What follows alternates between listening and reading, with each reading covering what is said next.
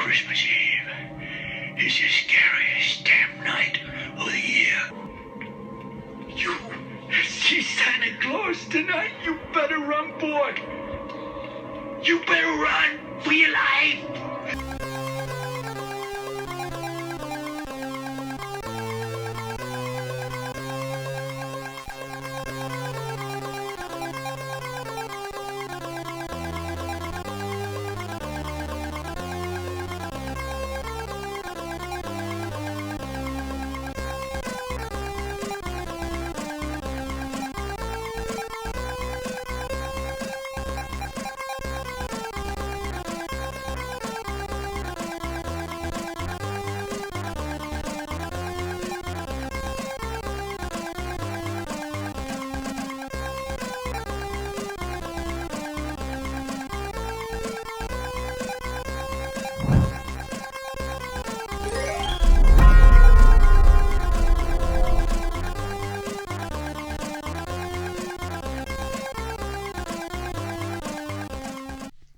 Have a holly jolly Christmas. Do do do. Oh boy. Let me get everything settled here. We ready? I hope so. Welcome to the 4th annual holiday special here on the Random Encounter Show. I'm Deathstalker 5 coming in with a embarrassment, a wealth, a bounty of unknown treasures on the table. We got a table full of gifts sent in by the community, as well as quite a few video submissions. Yeah, I've got my list this year. I know who's been naughty. That's all right. And I know who's been nice. Yeah. Woo! As I was saying, leading up to our holiday special, like I do every year, this is our community episode where I am in the passenger seat and all of our great members of the Random Encounter Army, you get to drive. Yeah? It's always complete chaos. I have no idea what we're getting into. The only thing I know about is the video submissions, and we got some doozies this year. Yeah? Before we kick off the festivities, just wanted to talk a little bit. Yeah? Number one, how's your stress levels? Mine have been through the roof. Always this time of the year. So I said, let's slow down a little bit here on the Random Encounter Show. Let's take a breath.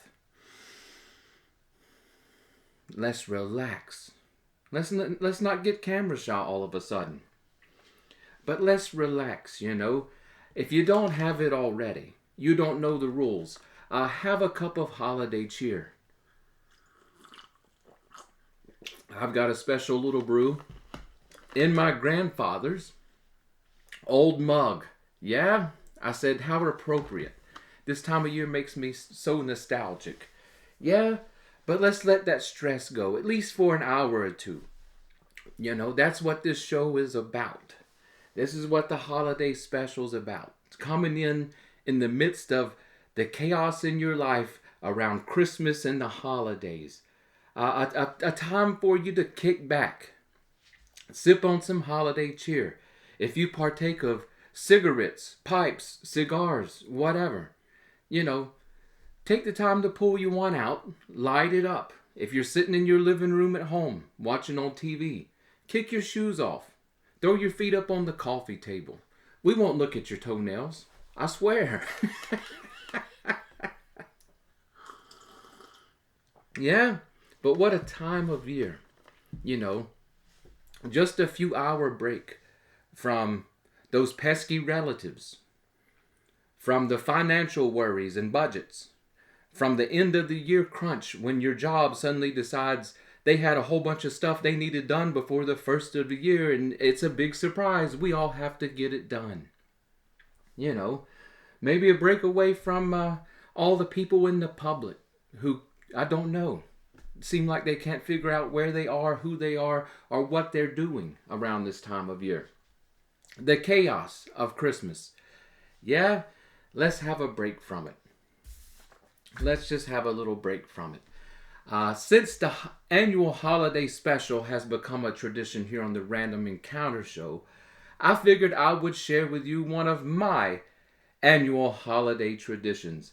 Every year around this time, I take it upon myself to start reading an old favorite book. For me, I alternate between Tolkien's The Hobbit and The Lord of the Rings, which I'm working on, as you can see by my bookmark, this year. Yeah, it's just... And I got a few other books I rotate in throughout the years, but normally it's The Hobbit one year, Lord of the Rings the next. But for me, I just enjoy pulling out an old book that I've read many, many, many, many times since I was a kid and a teenager and such. Opening up the books and just finding myself back in to those familiar places with those familiar people. There's something Christmassy about it. Something nostalgic about it. Yeah, nostalgia is a magical spark in life that we shouldn't ignore. You know, this year maybe the kids are coming over, maybe the grandkids are coming over or something. Go up in the attic, go down in the basement, pull out that old Atari, that old NES, Nintendo, that Commodore 64, dust it off, fire it up, and sit down and enjoy. Pull out a first edition AD&D player's handbook and such. Run them through a short adventure, whatever. Pass that spark down. Pass it down. This is one of many ways in which I keep that spark. It's a magical spark. That magical childhood spark of fun and wonderment. Yeah, I think most of the people in our community still have that spark because they're true gamers. I'm not going to go off.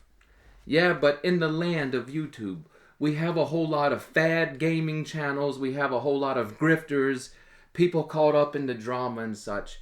I specifically had the aim with the Random Encounter Show to build a community of real gamers. And it's paid off in spades. But I think the secret sauce of being a real gamer and not a fad gamer and all this kind of stuff is that you really, truly have found that magical spark somewhere in your life. And you continue gaming to keep it kindled. Yeah, it's such an amazing thing. So here, for the Random Encounter Army, cheers to you. Cheers to you. We've made it another year. Our first annual special, holiday special, in our new game room studio. Yeah, magical things have happened in the last year. We'll reminisce over the year at some point. We're not going to do it here.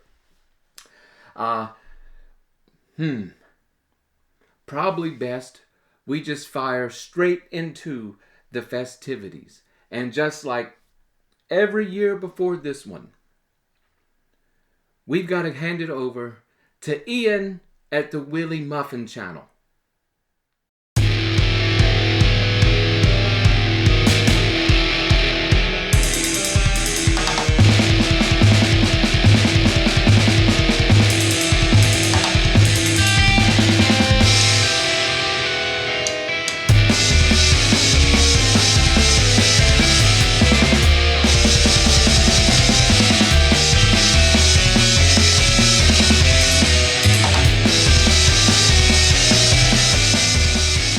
Random Encounter Army. This is Ian from Willie Muffin and the Bootcut Blue Jeans. 2005 has been a bit of an interesting year for me, not least for all the mess that it has made of my office and desk space and everything else in between. So it's been one of those times. Hopefully 2026 will be a lot easier and a lot happier for everyone involved, and hopefully the world will calm down a bit. So here's wishing you a great Christmas and a fantastic 2026. And I hope to see you there. You take care. Boy, oh boy, a heavy metal rendition of the Sugar Plum Fairy. How awesome is that? Ian, everybody here at the Fortress of Doom, and the entirety of the Random Encounter Army, Merry Christmas, Happy Holidays. Our hats are off to you. Such a talented guy. Such a talented guy. We got together and he said, we got to find some music to do for the special. And I suggested the Sugar Plum Fairy. And he actually pulled it off. Such talent. Such talent. And who doesn't want to go dig through his office? I know I do. I'm in. We need to take a trip over to the UK. Visit all of our UK brethren. Yeah? Let me stick the Lord of the Rings over here. Get it out the way. Get my list out here. I can barely see it. Let's get some light in here. Yeah, is that too much? Now you can see my ugly mug. Turn it back down. No, you guys want to be able to see the presents, right? Because that's what we're about to get into.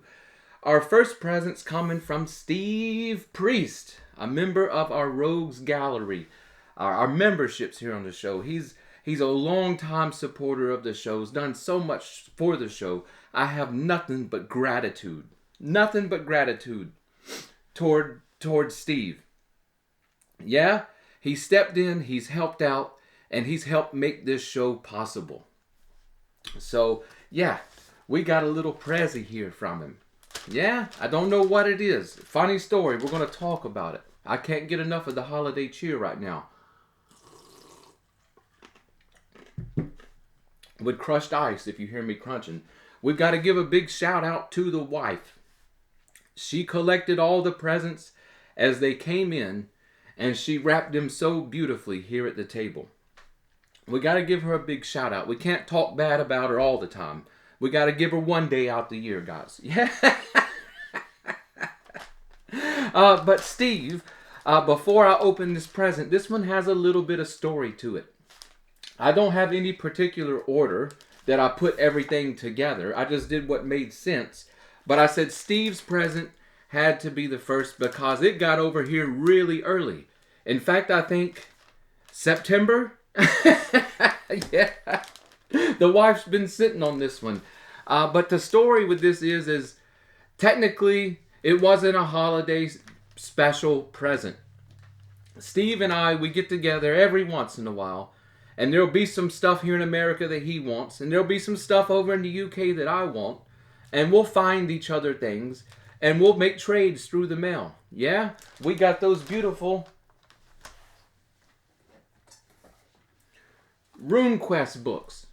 These guys right here. That they came out in the UK. They didn't come out here in America. But I wanted hardcover copies of those. Instead of the paper staple-bound stuff that Avalon Hill put out over here. Steve went out and found it. I found something he was looking for. He sent those books over. Yeah, it was about the time that the tariff situation got really weird. And the books did not arrive. And I told Steve, don't sweat it. Don't worry about it. They'll show up if they show up. All is good. Yeah, I know Steve sent the books. There's no question. He's impeccable. He's impeccable when it comes to his integrity. But I said, if they show up, they show up. If they don't, they don't. It was all about the thought. It was all about the thought. But he got worried about it. He said he was sending something else. Yeah? Now, he sent something else. And let me tell you, I think it was literally like a day, maybe 2 days right before this hit in the mailbox here at the Fortress of Doom. The RuneQuest book showed up. So the RuneQuest book showed up. I messaged Steve all excited. Hey, I know you sent something else, but the RuneQuest books, they hit. They're here. Let me PayPal you the difference or whatever. And he's such a kind guy. He said, no. Take what I sent, save it, and use it for the holiday special. So here we are. Yeah? Guys, where's the co-star of my show? He's got to be here for the annual special. Give me 1 second. I think he's hiding out by the sharpener. All right, I'm back. Yes, he was laying right beside the strop. I gave him his annual sharpening. Yeah, he has to be prepared for this episode. He has to be. So without further ado, co-star of the show, wait a second. I'm not used to wearing long sleeves. Here's Lucky. What's that, Lucky? He says, "Merry Christmas, you filthy animals." Anyway. And yeah, while I was getting lucky, I went ahead and grabbed the bag of holding here. Yeah, for all the wrapping paper. That's how you know you're getting old. So let's see. The wife, I need to say something about the wife, though. I know she does it. She goes to extreme lengths with the tape and ribbons and all this kind of stuff to watch me struggle opening this stuff every year. Yeah, so you can thank her for the comedic relief. Yeah, anyway. Lucky's sharp. Yeah, it'll take the hair off of you. Look at all this tape. Jeez Louise. Oh boy. Let's see what Steve sent over here. Let's see what we've been saving for half the year.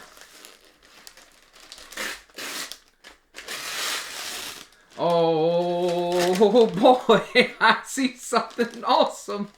Holy smokes. Holy smokes. Oh, there's a card in here.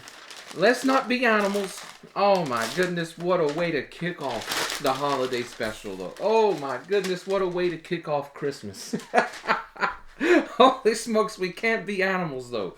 We can't be animals. I'm going to leave that right there. We got a card in here. Yeah, so let's see what Steve had to say a few months back.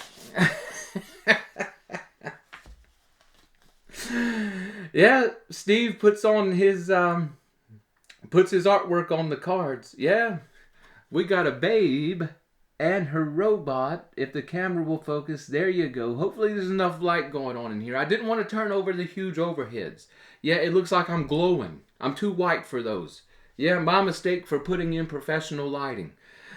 Anyway. Merry Christmas to Deathstalker 5. Here's Christmas Come Early to the Fortress of Doom. Enjoy, Steve Priest. Oh my goodness, Steve. Is this show ordained or what? Yeah, maybe Steve this was actually an orchestrated plan. Yeah, to get us, because what is he talking about? He messaged me earlier today and asked me, did his Christmas card arrive? And I said, no, it hasn't arrived. And I said, don't worry. There's a few things still floating out there. We're gonna come back and open more stuff at some point after this airs. Yeah, the fun just keeps on giving over here. But yeah, this is a holiday card. Yeah, oh my goodness. Yeah, we read the card first. We're not complete animals. We got to have a little bit of class. You know, everything over here, it reeks of high class. We got to have a little bit of class. But wait till I show you what Steve sent over here. I can't believe Steve found these. I put him on the hunt for these. I don't know when. 3 years ago or so. And then haven't even really thought about it since then. But boy, the things come together sometimes. Yeah, let me be careful with Lucky and the cup and the remote for the lights. Yeah, we don't need any spillage. We don't need any blood. We don't need the lights to go out. Steve. He sent over, and it's both of them. Yeah? Roll Master Standard Game Master Screens. Yeah, this game, as I've said many times before, I don't know on the main part of the channel, but the Rogues Gallery certainly knows that Rollmaster Standard System is one of my favorite RPGs of all time, especially for solo play. The detail makes all the difference. Yeah, So this game was detailed enough that, oh boy, it required multiple screens. No joke, here's the first one. And each screen had a nice little insert for extra bits. Let me check the other screen out here. There's the second screen. Yeah? It's got that great standard system artwork from Angus. I can't think of his last name. Mech something. Yeah? Oh boy. This is complete. This is why I didn't have a copy. I haven't found one that was complete. I thought he might have a better luck in the UK. Where, unlike America, people generally take care of their stuff in the UK, or used to anyway. You know, it's like Japan. They really take care of their stuff. But this is the main star to me. It's a massive insert of random encounter tables, all broke down and keyed for different locations, terrain, times of day, etc. Oh boy, oh boy, oh boy, it's even got their stats. Yeah, oh, it's even got their stats in the book. In the second screen, you know. Now, why is this such a big deal to me? First off, I couldn't find it. Second off, this completes my published material for Rollmaster Standard System. I've been working at it for years, trying to complete the set. It's over here on the shelf. Other than a few odd and end things that were like character sheets and stuff like that. I don't need those. I'm talking about the core printed materials. Yeah, this is the last of it. We have a set complete. Oh my goodness. Huge shout out and thank you over to Steve Priest. Above and beyond. Above and beyond. Yeah, we can put that on his tombstone. Hopefully in very, very long time from now. It just says, here lies Steve Priest. A man that was always above and beyond. Yeah. No. Absolutely love Steve. Oh my goodness, what a way to kick off the holiday special. What a way to kick off Christmas. You know, since doing the random encounter show, since we started this, I had forgotten what it felt like to be a kid at Christmas. Yeah, magic. That magical spark, guys. That magical spark. I'm going to set this right over here. We don't have a whole lot of room. Yeah, that's nothing new. Even though we've got I don't know, the table's 9 foot by 4 foot. Yeah, we still don't have a lot of room.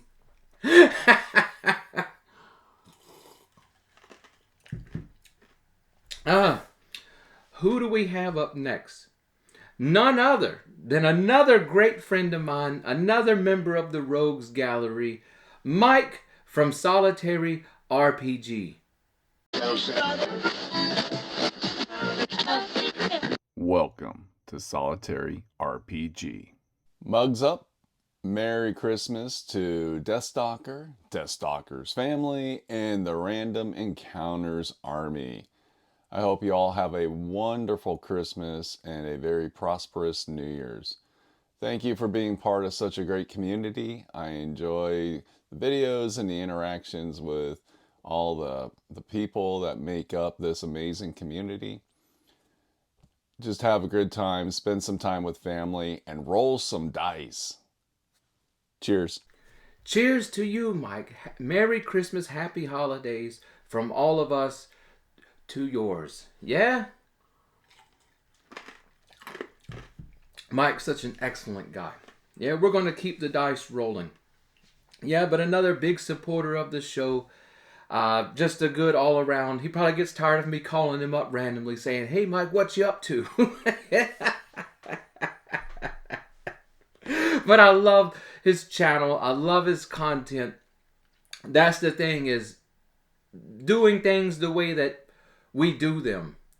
It draws us together, these real gamers, people that really love gaming beyond seeing it on Stranger Things and now I want to be part of it. No, we've been here. We've been here. Don't tell us about witchcraft.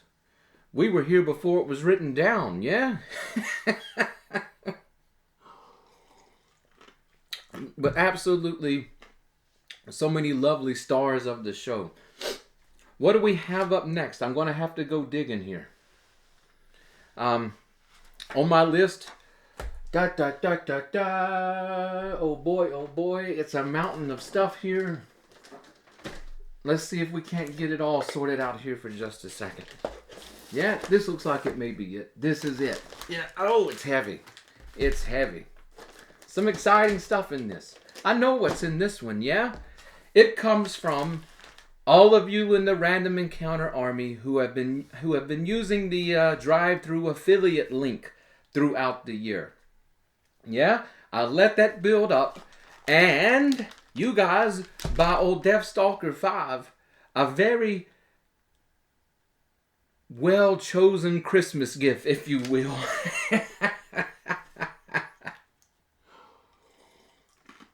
You guys curious what you bought me this year? Let's see how the wife has taped it up. Yeah, Ian's wife, big shout out to Ian's wife. I learned that she watches the special. She enjoys that my wife wraps the presents the way she does. Probably there's a booby trap or something, yeah. Sorry, Lucky, you're not needed here. Not this go around. You're going to be needed, don't worry.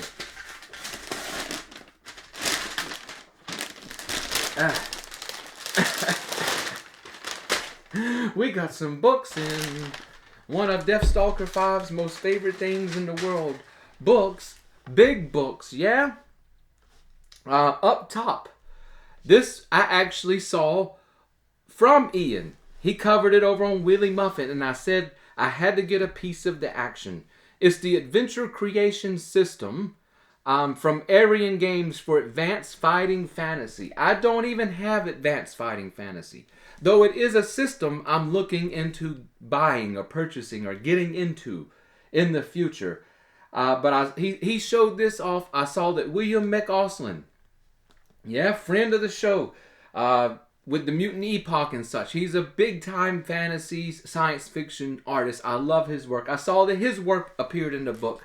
After watching Willie talk about this, or Ian, and then seeing some of the people that had worked on this, I was in. Yeah, now I haven't dug through this. How many pages is this? It was quite expensive. I think it was around 70 or 80 bucks, which is expensive for RPG books. Yeah, with the index and everything, we're coming in at 443 pages. But what is this book about? It's a adventure creation system for game masters or solo players. I might have to turn on the big overhead lights. I don't know how much of this stuff will actually come up, but just we'll be seeing this stuff throughout the next year. Yeah, but it's just tons of tables, tons of explanations, tons of ways to generate story, NPCs, encounters, etc. for your role-playing game. Now, yes, it's keyed to fighting fantasy, but we're hobby gamers around here. Yeah? I don't need to say any more. This is useful if you know what you're doing with any role-playing game system, especially fantasy. Yeah? But a massive tome. I can't wait to dig in. It looks to be, I can't say for sure, but it looks to be one of the better types of these solo tools. I've ran into quite a few that was completely lackluster. We'll get into those this year as well. Two other books I bought. Harp Science Fiction. This looks really promising. A lot of people aren't hip to Harp. It is actually my most recommended modern game system for solo players. It's not a solo game system. It doesn't even have a ton of solo rules.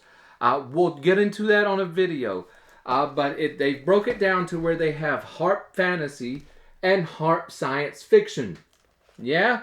This comes with an inbuilt system, or campaign system setting, I should say. It has a system, of course. The system's based on Rollmaster Standard, actually, and 4th edition. But it comes with an inbuilt setting that actually looked quite interesting. What was it called? The Tintamar system.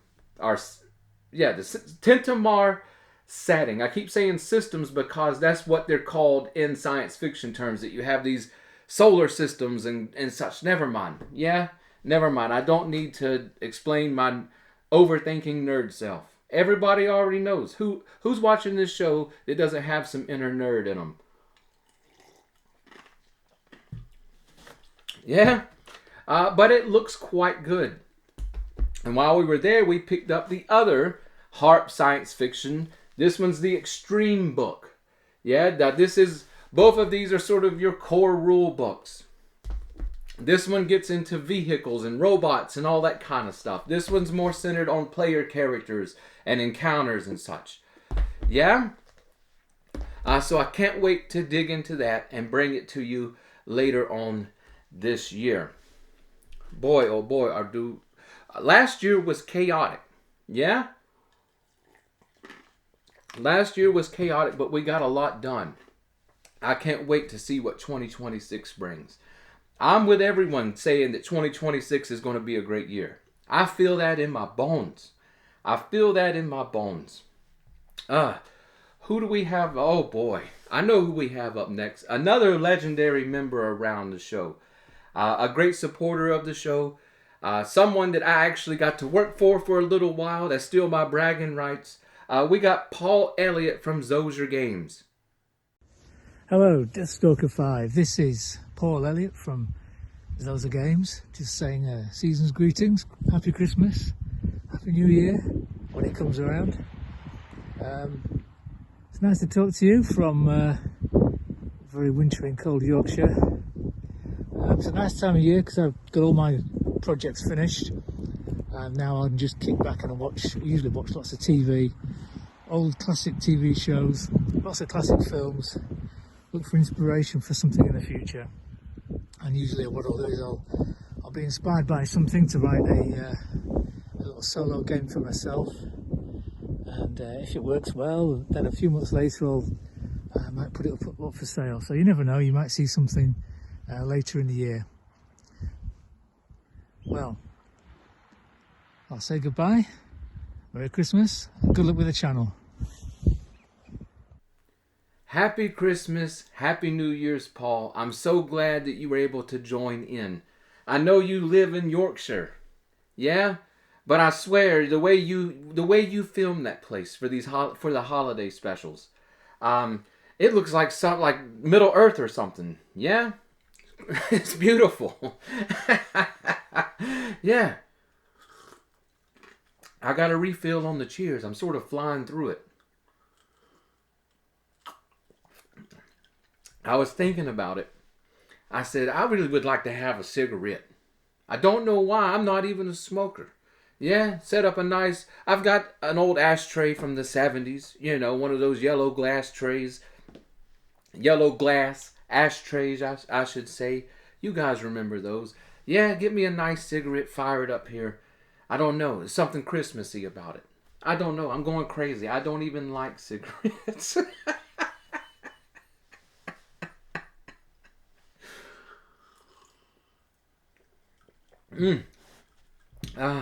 Yeah.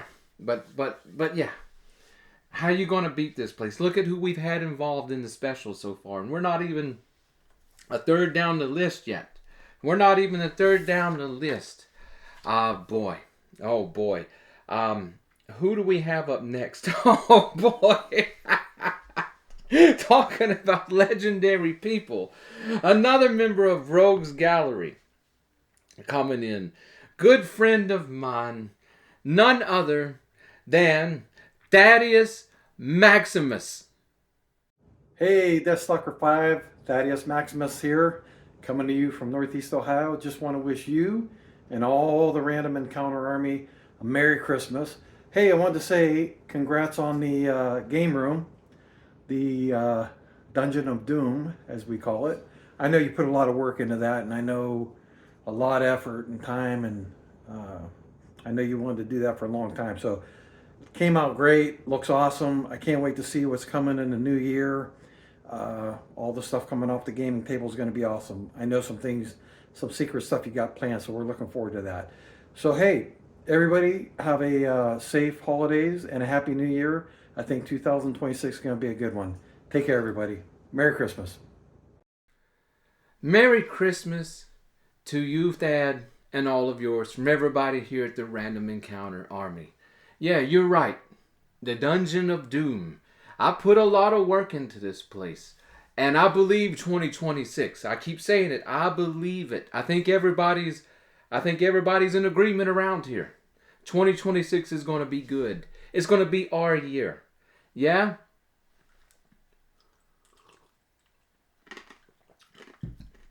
Boy, that's good. Boy, that's good. Yeah, just a little bit of cranberry, a little bit of ginger ale. It makes for some goodness, some Christmassy goodness. But yeah, I need to hire Thad to be, I don't know, our promoter around here on the show. Yeah, I hate self-promotion. He does a way better job than I do. I swear. Yeah, him and I, we've been in talks. We've got to make it happen. I'm trying to get him to come down to the Fortress of Doom. We're going to put him in the guest quarters. And I don't know, let's spend a week. Let's get into some gaming, heavy gaming. Let's film a few episodes. Thad says he's camera shy. Who's he talking to? I hate being on camera. Yeah, but now I actually love it.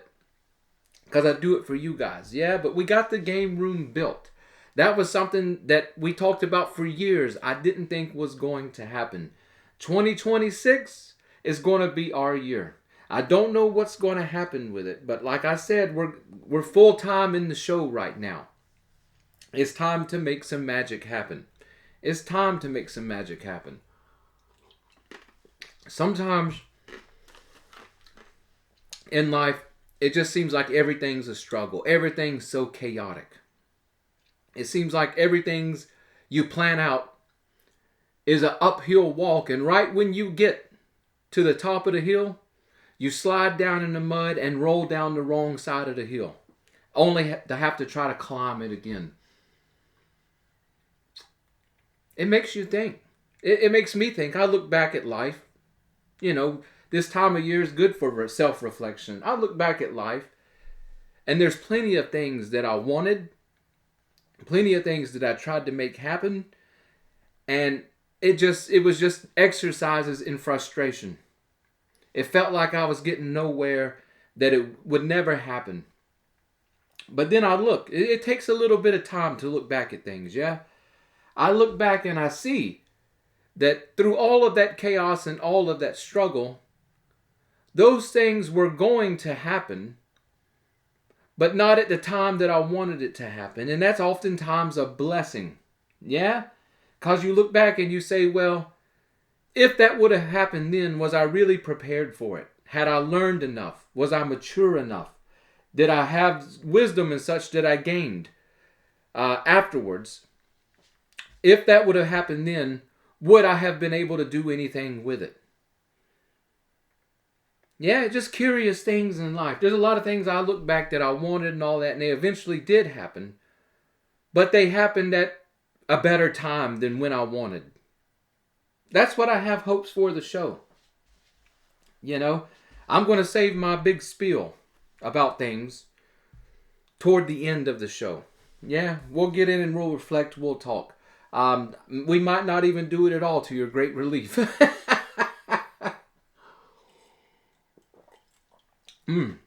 One thing that's happened is I've gotten really good at one-sided conversations. The only reason that happened is because of the community. I got to know a lot of you out there. I feel like I know who I'm talking to. I feel like I know my audience. Yeah, that's what makes it easy. That's what makes it where the camera shyness isn't so bad. Instead of just talking to a whole bunch of unknown people out there, I know some in the crowd. And all the ones that I don't know, that I eventually come to know, it's just this community keeps paying off. This community is just a bunch of great people. Guys and gals from all over the world. just great people. Just great people. Yeah, I'm going to save it. I swear, I'm going to save it. Thaddeus Maximus sent in some presents over here. Now we've got to dig through the pile and see if we can pull them out.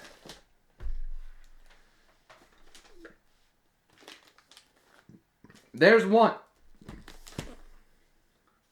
I think there's number 2. Thaddeus coming in with 2 gifts. Yeah? Who is this? This is... Okay. Okay. Yeah? Which one do you want to open first? We've got a big, light one. And we've got a smaller, heavy one. Yeah? Guys, you remember last year? I'm still putting shelves. I'm out of room. I don't know what to do. I'm still putting up shelves and stuff to try to hold the gigantic mess this show has become. But Dad sent over those awesome Conan figures last year. I still got them hanging in our little painting studio, my little broom closet where I paint miniatures. Yeah, I still got them in there. We got to find them a spot in here at some point. Yeah? But where? It's the walls are covered. Yeah? My wife, to her, you know, she was, while she was in Israel, I took it upon myself to build this game room. We did the floors. We rewired this place. We put lights up. We painted. We did the whole room from top to bottom. Painted the ceiling. Patched up things you don't even want to know. We put some, it was a blitzkrieg for about a month and a half of setting this place up. I was so excited. You couldn't slow me down. When I was done, I was ready to go into a nursing home. Yeah, I could barely walk. Especially after putting down these carpet squares in the checkerboard pattern. You know, those carpet squares you buy that come from China. And they're all 1 foot square. But you buy them and this one's 8 inches this way and 13 inches that way. And this one's 11 inches and 12 inches. And this one's 12 by 12. And this one over here is 7. And I'm sitting there having to hand cut these with scissors and a square to get them down and make it look halfway decent. Yeah, oh boy, you guys don't want to know how that was 2 days in the floor on my hands and knees crawling around. Yeah, I don't know. Can we get back to the holiday special? For God's sake. Yeah. Thaddeus Maximus coming in. Let's go with the smaller. Let's go with the smaller.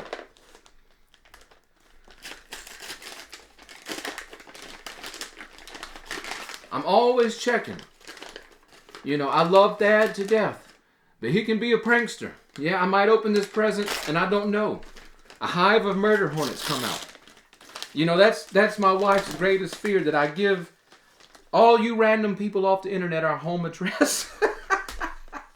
But what she don't know is that's why she has to get the presents and open them and wrap them and stuff. That way, if you put something in there, I'm good. I'm good. No. She gets on to me. You giving our home address to people off the internet? Yeah, what could come of it? Yeah? I don't know what. Oh boy. You see Alf up there? I don't even know if he's in the camera view.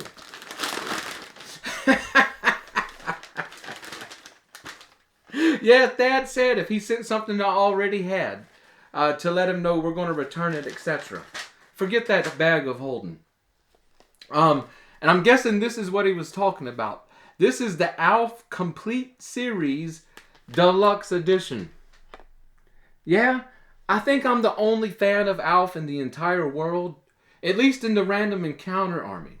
Yeah, over in the Rose Gallery, we have a secret server where we sometimes watch shows and movies, legally of course. And I'm always bothering them, like, hey guys, y'all want the Alf Christmas special? You want the Halloween special? You guys want to watch some Alf? And nobody's, there's crickets.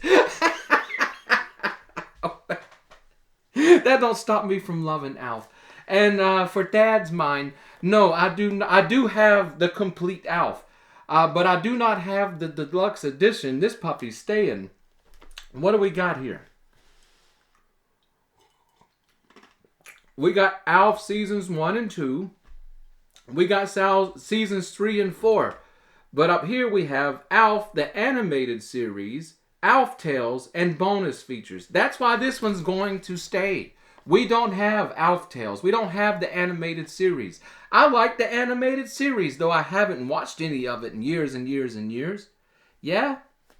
I don't know. We talk about these sparks of nostalgia. You know, Alf was big on TV when I was a kid. I fell in love with Alf. Alf is hilarious to me. Ask my wife. Yeah?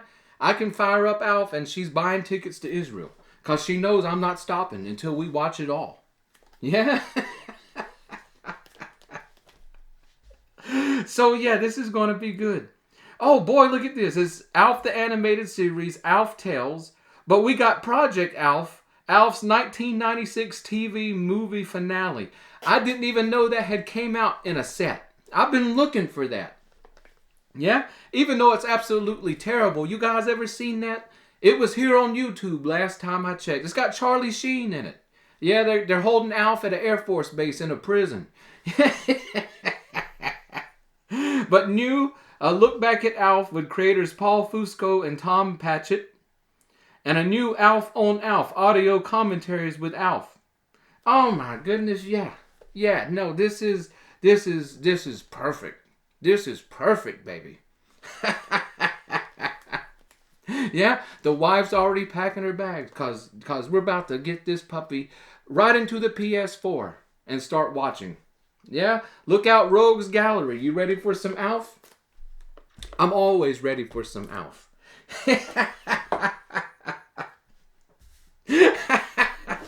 Willie! Yeah? You guys ever looked into the guy who played Willie? I can't remember his name. Holy smokes, what a story. What a story. What, did he become like a crackhead? Yeah. They filmed him in a crack house doing all kind of weird stuff. Oh my goodness. Check that out if you need a horror story. What was that guy thinking? Yeah? Probably so many years of working with Alf. Let's see. That'll put you in the Christmas spirit, yeah? Somebody should have got, I don't know, the midget that played Alf. Dressed him up and took him to the crack house and got Willie out of there and made one of those heartwarming special episodes. You know, like the one where Alf pretended to be a toy to get into the children's hospital and bring Christmas to all the cancer patients. Yeah, I can see it now. Alf going into the crack house and saving Willie. Yeah. Alf Christmas Special 2025. Oh, what an opening. Oh! No way! Yeah. Cheers to you, Thad. Holy smokes. How'd you even know? I gotta hold this way back here. We got the creature from the Black Lagoon. What is this? I don't even know. It's tall. What is it, like 15-inch action figure? And it looks good. Look at that. It's a 14-inch. My measurement's not too far off. Just ask my wife. I might have to add an inch every once in a while. Anyway, before we go off the rails, this is what Marty Abrams presents Mego. Matey Abrams, aka the father of the action figure, has relaunched these figures in response to overwhelming demand. Mego Corporation was started with his father David Abrams in 1954 and named by his younger brother Howard, who would say Mego 2. Howard later became head of sales for the company Mego Corp. Sold over 20 million of its now standard 8-inch action figures worldwide, and Mego Corporation is proud to take over that fine heritage today. This is licensed by Universal. Holy smokes. Holy smokes. Look at that, guys. Look at that face. Ain't that's a face even a mother could love, yeah? I don't know if the camera will even pick that up. Oh my goodness. This is awesome. This is awesome. Now we can do Conan versus the creature from the Black Lagoon. People just know me too well. Yeah? Alf, big TV series for me. One of my favorite movies of all time as a kid was Creature from the Black Lagoon. In my childhood bedroom, I had a movie poster from the Creature from the Black Lagoon, the 3D. When it came out in 3D, I had that poster hanging up in my room. It was a pride of my collection as a kid. Yeah? Oh boy, I just love the Universal monster movies. I've loved them all of my life. Creature from the Black Lagoon, though. Oh my goodness. Yeah? That's what I'm talking about, this community. We get to know each other. For real, we get to know each other. Only somebody that really knew me could show up with stuff like this for Christmas. Yeah? This is awesome. This is awesome. I don't know what to say other than a big, merry, happy Christmas, and thank you to none other than Thaddeus Maximus. Now, we got to get you down here to the Fortress of Doom. Let's do some heavy gaming. Let's do a few episodes together, yeah? You're natural on camera, guy. Don't be shy. You're nowhere near as terrible as I am, even in your worst of days. Oh my goodness. Put them under our tiny Christmas tree. Yeah. Where's Lucky at? You better not get me before the end of the episode. Oh boy, we got another present up. Yeah? Here's another special one. Let me look. Jesus, a mountain over here.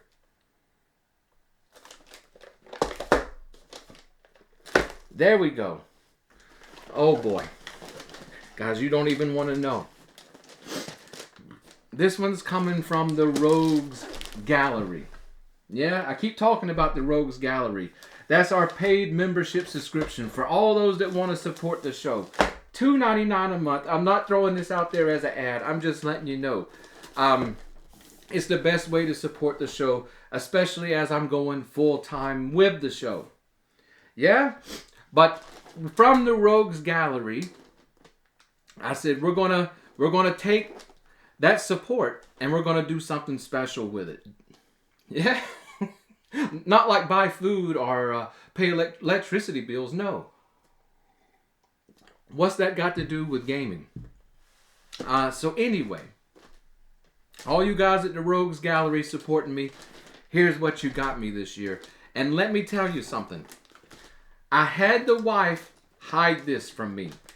Yeah? While she was gone in Israel and nobody was around to complain about bank accounts. I was building this room and stuff. And I got a notification from eBay that somebody had listed something.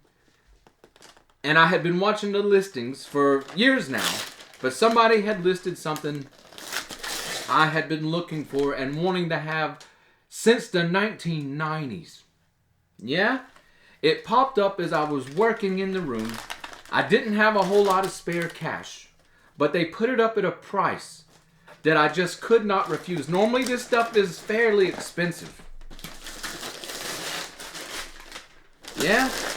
And yeah, I got it in, and I literally gave it to the wife, and I said, hide this from me. Hide it from me. Either that or chain me up, because I want to get into this so bad. And I've been holding back. I've been as good as I can about getting into this. We let Lucky get out finally.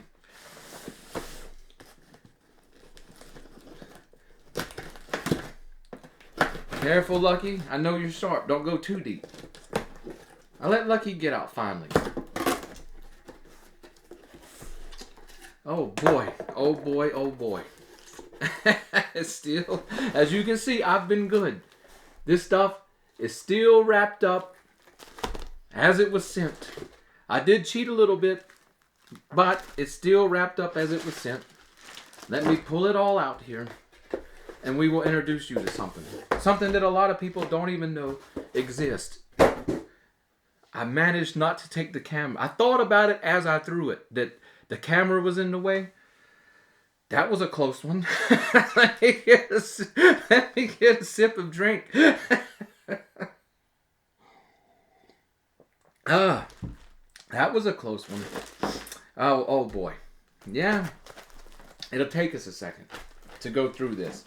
But we got Rogues Gallery, what you got for Deathstalker 5, and you guys got to see it briefly because somebody asked a question, and I had to pull this book out and show it and say a brief few words about it.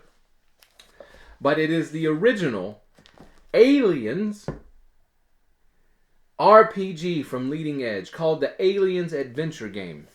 Yeah? We got color art steals from the movie. We've got, what is this? We've got player sheets. Some of them used. Good, I don't have to roll up characters. Yeah, we've got notes. I don't know, we're going to leave them in the book for now. But yeah, I remember this being out. I could never find a copy of it back in the 90s. Guys, you already know I'm a huge Alien nerd, right? The Alien franchise. The first 3 films are my jam. Alien Romulus was good. Yeah, we're going to have an Aliens month this year, where we're going to focus on nothing but aliens. Tabletop games, movies, video games, etc. I'm in. One of the greatest science fiction universes to date. Yeah, I'll take aliens all day long. But this game, it just looks amazing. It's got a full campaign for the alien universe. It's got NPCs, characters. It's got a big lengthy section on the aliens themselves, their evolutions, their types, etc. We've got planets, we've got systems. This game covers it all. And I don't know exactly how it plays. It looks like a D100 system. And it looks sort of akin to Rollmaster, actually. I can't wait. Yeah, like I said, normally this stuff is priced through the roof. But we found a great deal on it and I couldn't hold back. But that's not all. They produced this book. But we also got a whole line of... There's a board game for it. There's 2 board games that Leading Edge did. But we got a whole line of miniatures. Yeah? Because this is set up as an RPG. But the focus is really like on skirmish, combat, being Marines, etc. It's not limited to that. But that's the main focus. So yeah. I know this stuff isn't going to show up on camera. But we got a few pieces here before we open up the rest. I won't have to show these probably, maybe. I don't know. We got some aliens. Yeah? Not a whole lot to see. Let me see if I adjust the camera. There we go. Maybe that'll help. If I have to turn the overhead lights on, I will. But this is just 2 aliens. It looks like parts. But we got the... it looks like Ripley... on the loader. Yeah? How cool is that? From the scene in the Aliens movie when she fought the Alien Queen. Talking about the Alien Queen. These miniatures actually came out in metals. You know, good old lead. But funny thing was when this company went out of business or they quit making stuff, they actually... why? Okay, yeah. Oh my goodness, I thought the camera wasn't recording. It's blinking something at me. I think the refresh rate. Oh, almost had a heart attack. Guys. But the funny thing is I didn't know this. I had to look it up. But they sold the molds to the Hallmark company. You know, the people that make Christmas cards and ornaments and stuff. And they made alien ornaments in plastic. And this is the Alien Queen. Yeah, look at her. So this is a plastic. This was technically, I think, a Christmas ornament. But there's no difference. There's not even a place for the hook or anything. I don't know. Maybe somebody cut it off. Yeah, but it's the miniature from the game. And she looks awesome. Oh boy. Nothing like Alien to kick off the Christmas spirit. Camera, don't you cut out on me now. Yeah, I don't know what's going on with it, guys. This is, it's just part of the Christmas chaos. It might be at too low of a frame rate. I don't know. We'll fix it if we can in the editor. You know, here's our note from the seller on eBay. They packaged this. Looks like we're getting something from Colombia. You know, bricks. Hopefully we're not. That'd make a holiday special episode, wouldn't it? Yeah, but you can see here, if the camera picks it up, doubt it will. The camera's acting weird. Give me 1 second with the camera, guys. Yeah, I don't know what's going on with it. It doesn't like to be on where it defocuses the background. I'm trying to make it all clear. Regardless, there you go. It says, careful when opening, loose figures may fall out. Yeah, that's the same sign I have on the side of my truck.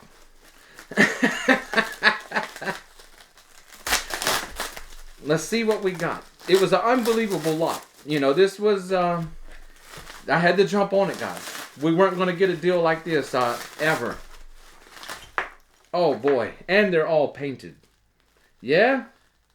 I don't even know. I'm just going to hold up a few things here. We've got, it looks about like 20. Maybe more. We're going to be careful here. We're going to organize just a little bit. Yeah, we've got Marines. We've got civilians. We've got movie characters. I believe that's Hicks. Yeah, it looks like Hicks. We got auto guns. Oh, boy. I'm going to have to get in and probably repaint these, though somebody did a fairly good job for early 90s. Yeah, this is, I'm guessing this is one of the colonists.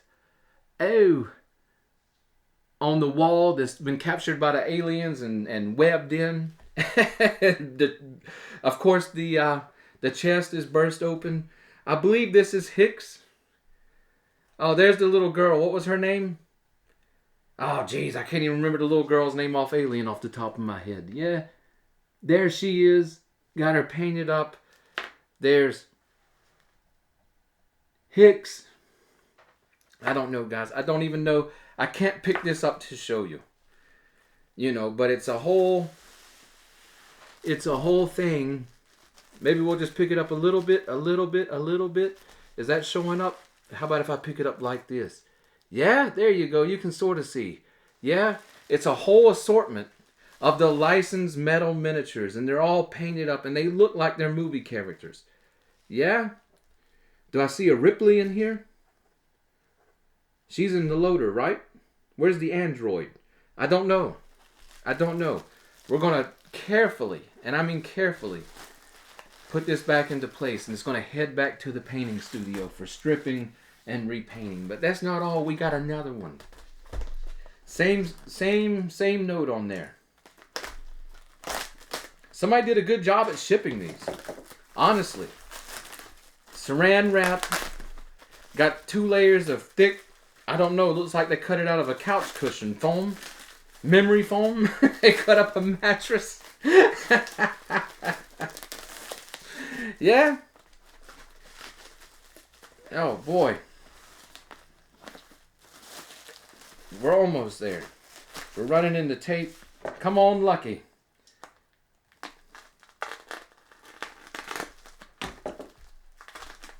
Lucky just ate through it. Oh boy. Yeah. There's a right off the bat, there's an alien egg. Let me get these sorted here. We'll talk about them. This is your aliens here. And people with their chest busted open with chest bursters popping out. Yeah. This is awesome, guys. You don't even know. There's somebody wrestling with an alien. Oh, the aliens grabbed them and running with them. There's somebody there's somebody next to an egg with the face hugger on them.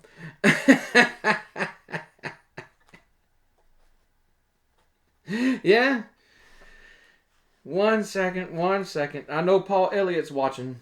Yeah, he's a big time alien nerd like me. That's why we love Hostiles so much. Yeah, best alien themed, even unofficially, RPG on the market. You guys ain't checked out Hostile yet? Fantastic for solo play. I don't know how we're going to pick this up. Yeah, I don't know if we can show this stuff.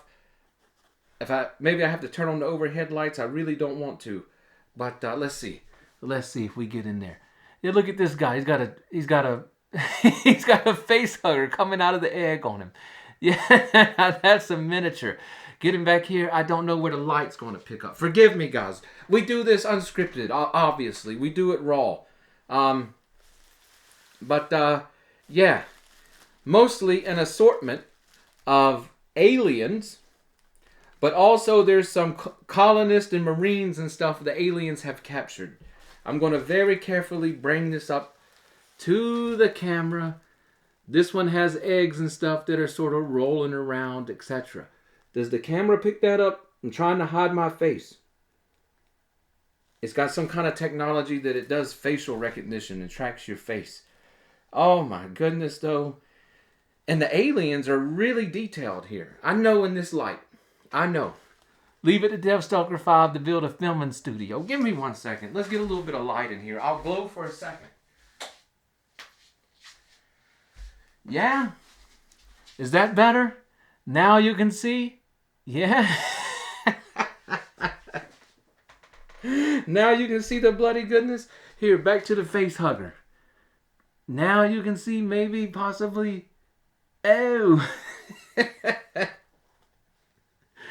Somebody with their chest burst open.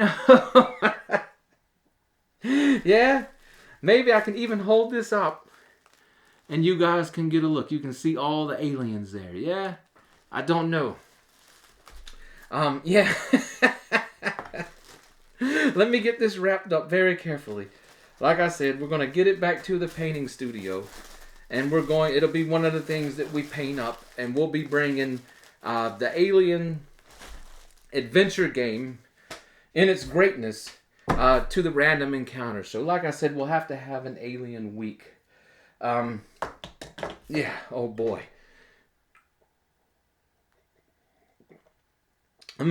What can we do? I need to turn the light back off.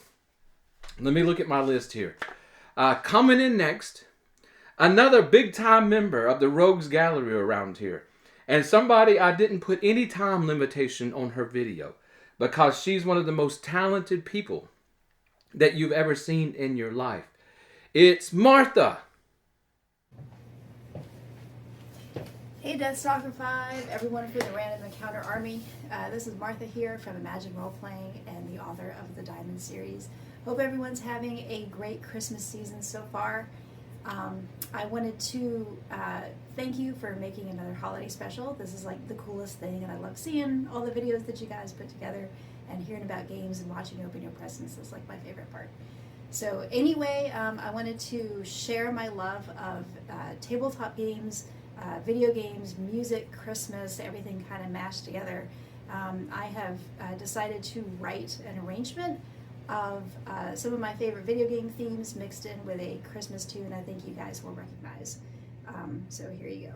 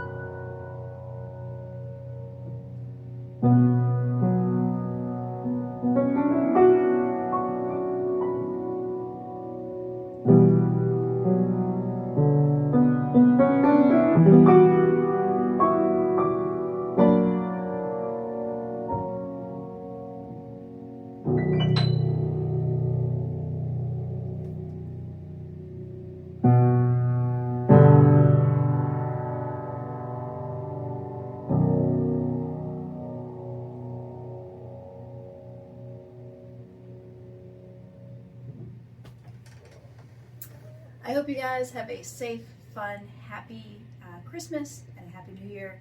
And may all of your dice rolls in 2026 be critical successes. Happy holidays.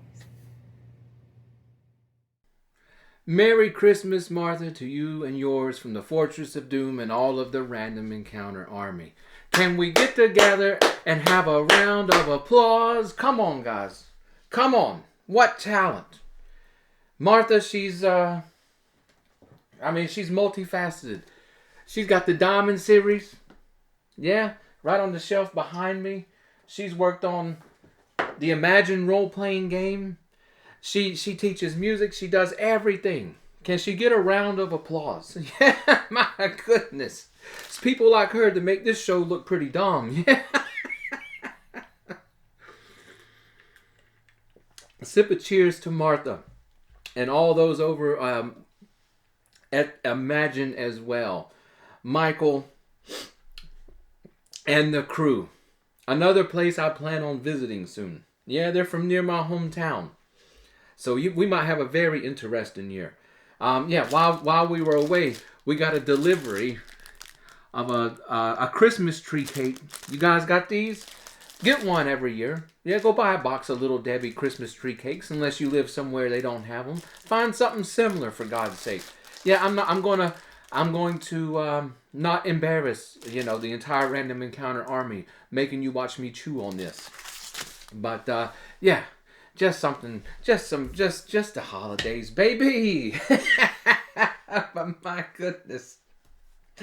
Martha can tickle the ivories. Wow. We've got so much musical talent around here. We've got so much. It's astounding to me. What are you guys wasting your time watching a show like this for? You should be out there in Hollywood or something. Yeah? No, I absolutely love so many talented people hang out around this community. Yeah, I never know day to day what I'm going to wake up and see out of you. I love it. I absolutely love it.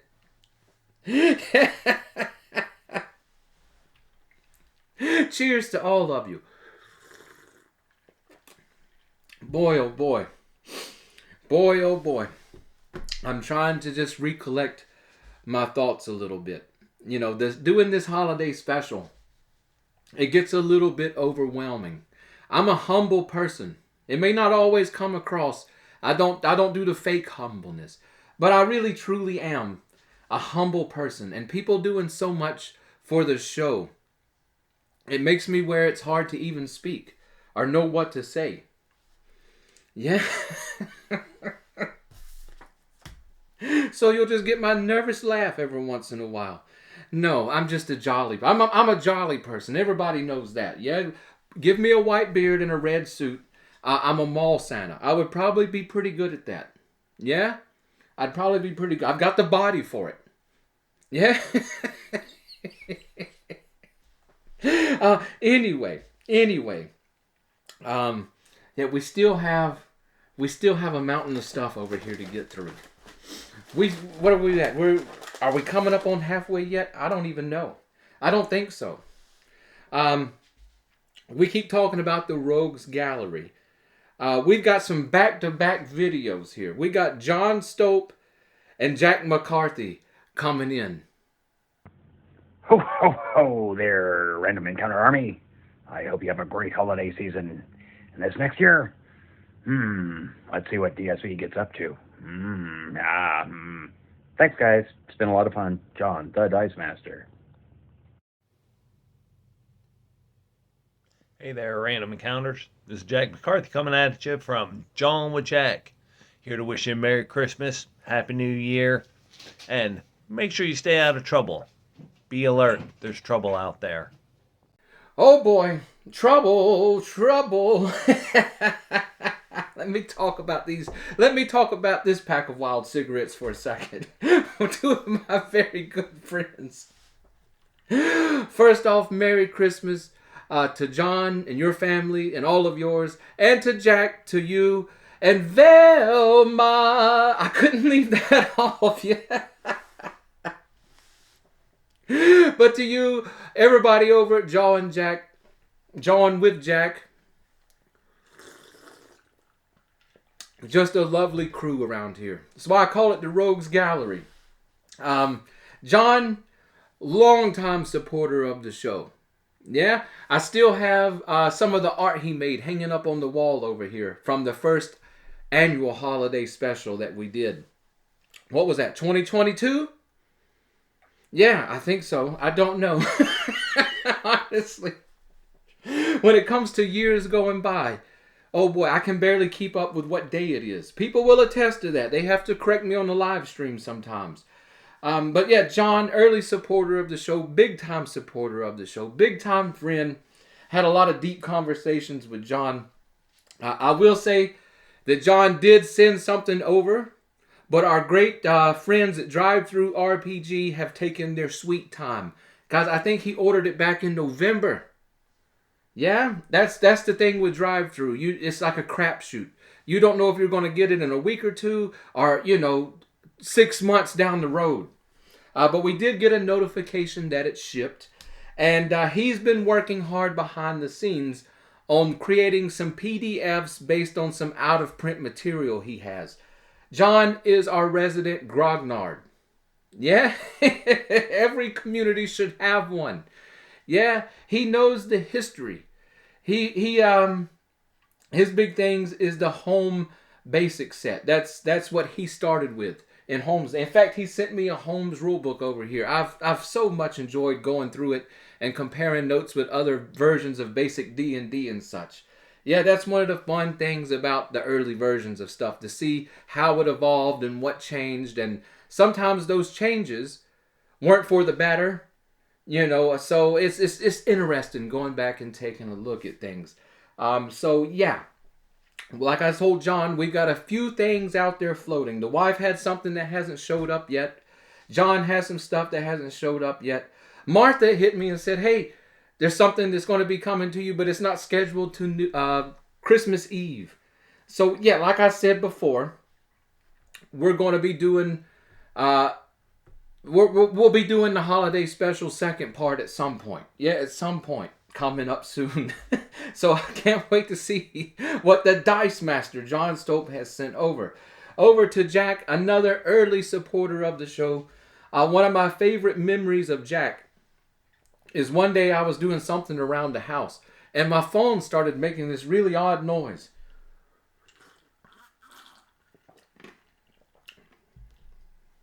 And it was just odd. So I looked at my phone, and for the first time ever, somebody called me through Facebook Messenger.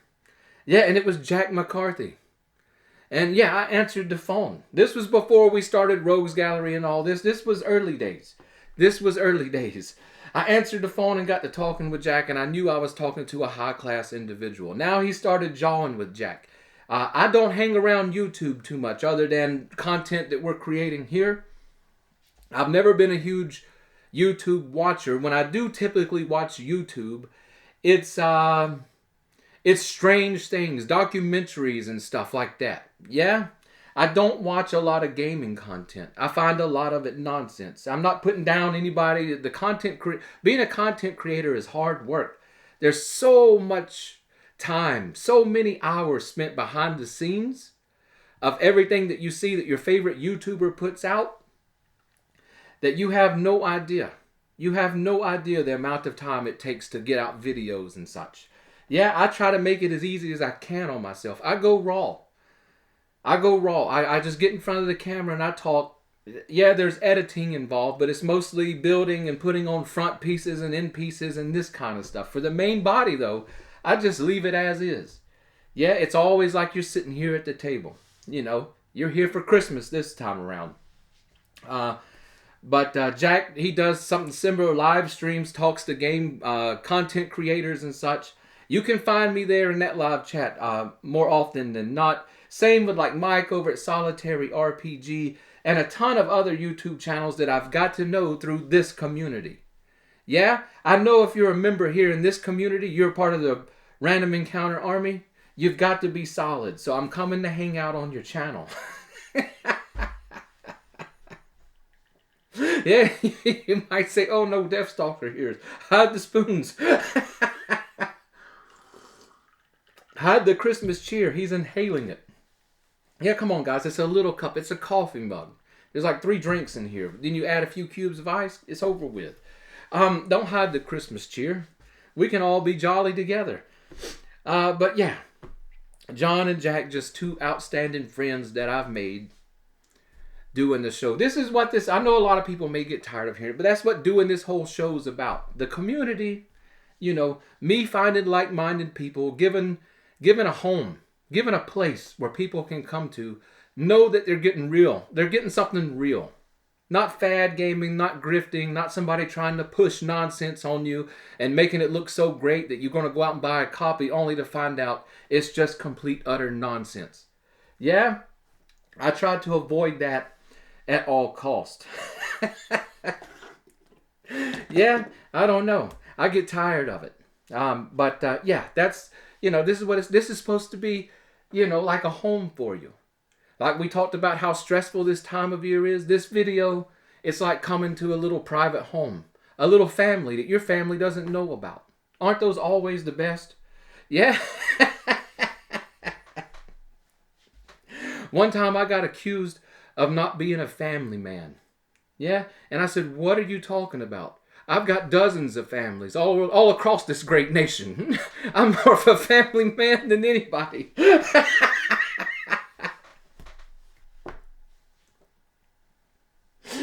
Talking about family. The wife has some gifts on the table for us. Yeah, she gets my list every year. Sometimes she follows it, sometimes she doesn't, sometimes it's a mix. So I have no idea what we're getting into. What do we got over here? We've got one light one. We've got something that looks like a giant Tootsie Roll. Tootsie Rolls are good. That's talking about Tootsie Rolls. What happened to Halloween candy? I always dig through my son's Halloween candy. I don't want all this stuff. I don't know what it is. Where's the classic stuff? Tootsie Rolls, Mary Janes, Lifesavers, this kind of stuff. Yeah, very little of that going on nowadays. What's wrong with a Tootsie Roll? Tootsie Roll is premium chocolate. I don't care what anybody says. And then we got this one. Where do we even start? Yeah, let's shake them a little bit. I don't know. I want to start with the giant Tootsie Roll. If it's a giant Tootsie Roll, I'll be over the moon. Let's see what this one says. 2 Deathstalker 5 from Queen Krampus. Yeah.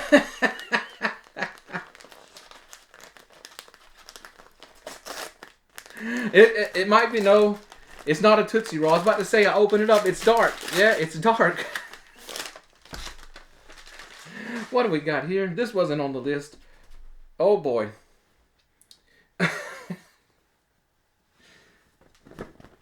Oh boy, we're in. Let me over. Oh my goodness, this is the perfect shirt for me, yeah? Whoa, we got the Smurfs in the house. We're talking about nostalgia, baby. We got Alf, we got the Smurfs. Yeah, we got Creature from the Black Lagoon. Deathstalker 5's favorite shows from back in the day. Let me overthink this. That's my shirt. That's me at all times overthinking everything. Yeah? And that's not Brainy Smurf. That's what's his name? Dopey? I don't know. Perfect. She knocked it out the park, buddy. Oh my goodness. Want me to rip this sweater off? You see Deathstalker 5 bare-chested and we'll put this shirt on? No. We don't need to lose that many subscribers. Not during the holiday special. We'll do stuff like that during the summer. What a perfect shirt, though. You'll be seeing Deathstalker 5 in this soon. Yeah? Oh yeah. We're in a Smurf shirt. Yeah? That can go right beside my favorite Maiden shirts. Sabotage shirts, Motorhead shirts. We're in. We're in. Guys, that's when you see me having trouble speaking on camera. It's not just camera shyness. That I come to the camera and I want to talk about a subject. And my mind just races ahead, overthinking about all kind of crazy things, possibilities and such. So maybe I should say this in this way. Maybe I should say that. But I don't do it beforehand. I do it live time. We go off the rails in all kind of directions, just like now. Yeah? I don't know. I don't know. I talk to other YouTubers and I learn about those hours that they spend prepping for their shows and making for their shows. And I've had some of them tell me that they don't know how I do it. I tell them I don't know either. I just get on and start talking. No, yeah, I don't bother with scripts and teleprompters or really a ton of thought. Yeah, I think it's just more authentic to come on and speak directly from the mind and from the heart, from experience, instead of just researching and coming up with everything and talking about things. But as I'm talking, we're talking about an RPG or something. I'll say something about the RPG, but then I'll think, wait a second, somebody may take that wrong, so I need to explain that part. But I'll do that in the midst of explaining another part. But eventually we bring it all in, like a complicated web. I don't know how it happens. We just do it. Yeah? What's up next? What's up next here? What's this one? To Deathstalker 5 from the Queen of Misrule. Oh boy. She wishes she was the Queen of Misrule. She don't let me get away with anything around here. Just give me, I don't know, one night of Misrule. You never seen Deathstalker 5 going so wild, ever. I've been holding it back for 10 years now. Well, 9 years technically. Coming up on 10 years. Oh boy. What do we got here?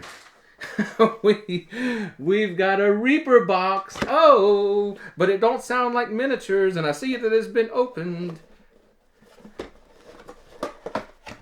It's not a Reaper box. She stole one out of the studio, guys. She stole one of my boxes. How about that? She pranked me. Yeah? She got something off my list, a big thing off my list. Not too exciting to show on camera. It's the MSX Pico Plus. It's even got an SD card in here, yeah? We got the audio jack. What this is a cartridge for our MSX Turbo R, our MSX computers in general. If you've been watching the live streams of us gaming and stuff, I swear I'm going to come up with a formula for it, a schedule and such. Yeah, I know it's chaotic. We've been testing out stuff and just having fun. There'll be a lot of live streaming in the future. But this cart, it's just full of features. Yeah, we can load games from either cartridge format or disc format. It has an instant loader, so we don't have to, like the cart we have now, it's a very versatile cart. But you've got to do a whole lot of stuff to get a game on it. Yeah, this one's an instant loader from the menus. It has some different formats, for games and such that our other cart doesn't have. This should open up the library of the MSX for us, even greater than before. Oh boy, am I excited to get this in. Yeah, I've got to get in here and put this video together and get it out. But my first inclination is just soon as we get done here to start enjoying all this stuff. But I got to hold back just a little bit. But wow, the wife knocked out a home run there. The wife knocked out a home run there.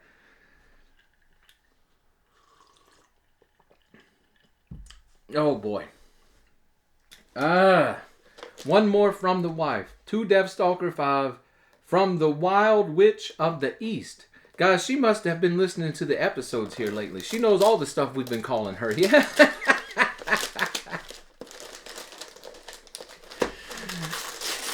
Oh boy. I don't know what this is going to be, but look down there. I see SSI. Oh! Where did she get? It's in immaculate condition. Oh my goodness. Yeah, she's been watching the episodes. She heard us talk about this.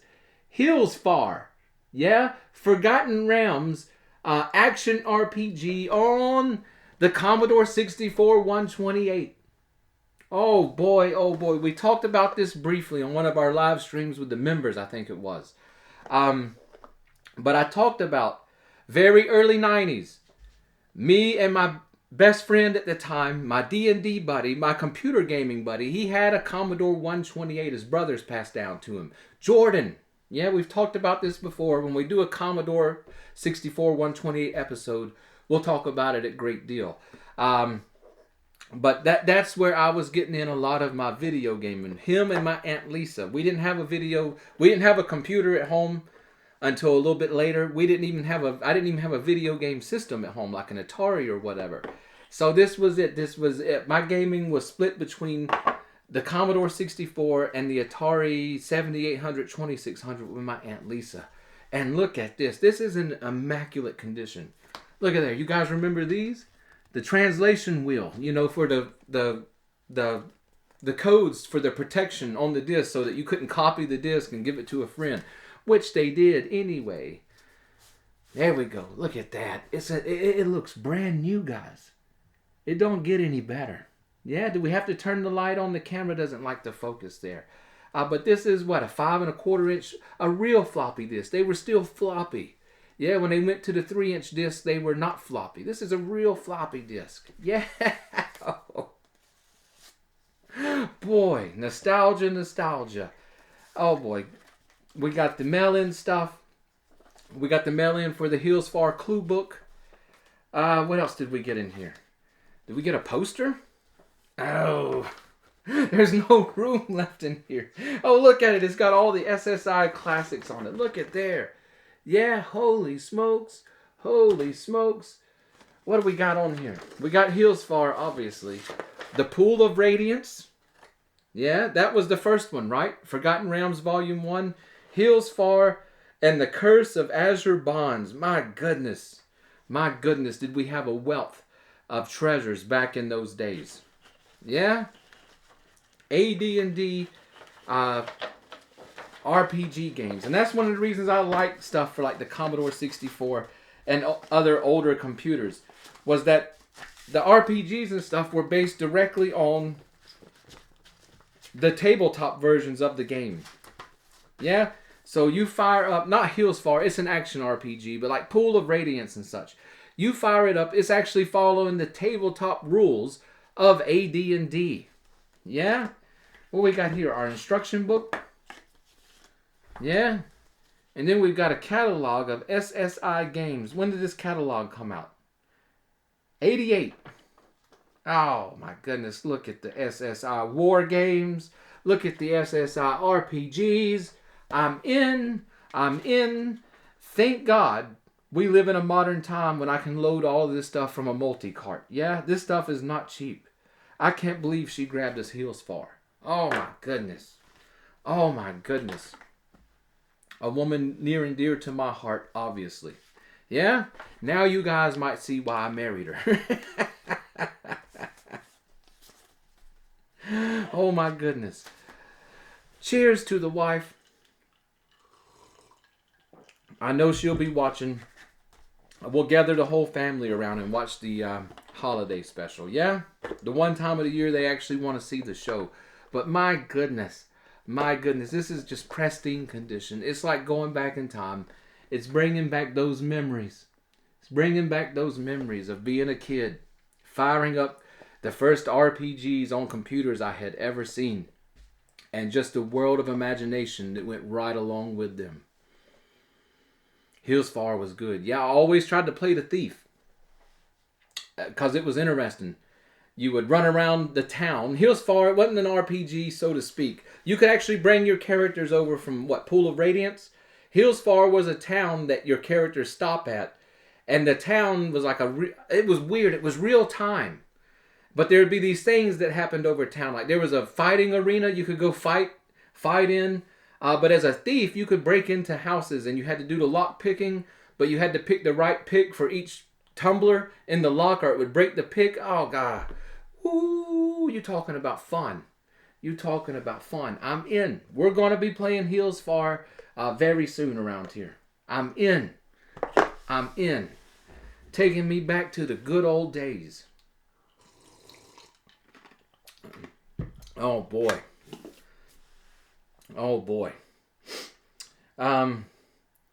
Coming in next, we got 2 more videos from Ken Kennedy and Steve Grude. Hello, Deathstalker 5. This is Ken Kennedy, creator of the Drifter series and the Golf RPG courses and clubs, coming to you from the frozen north.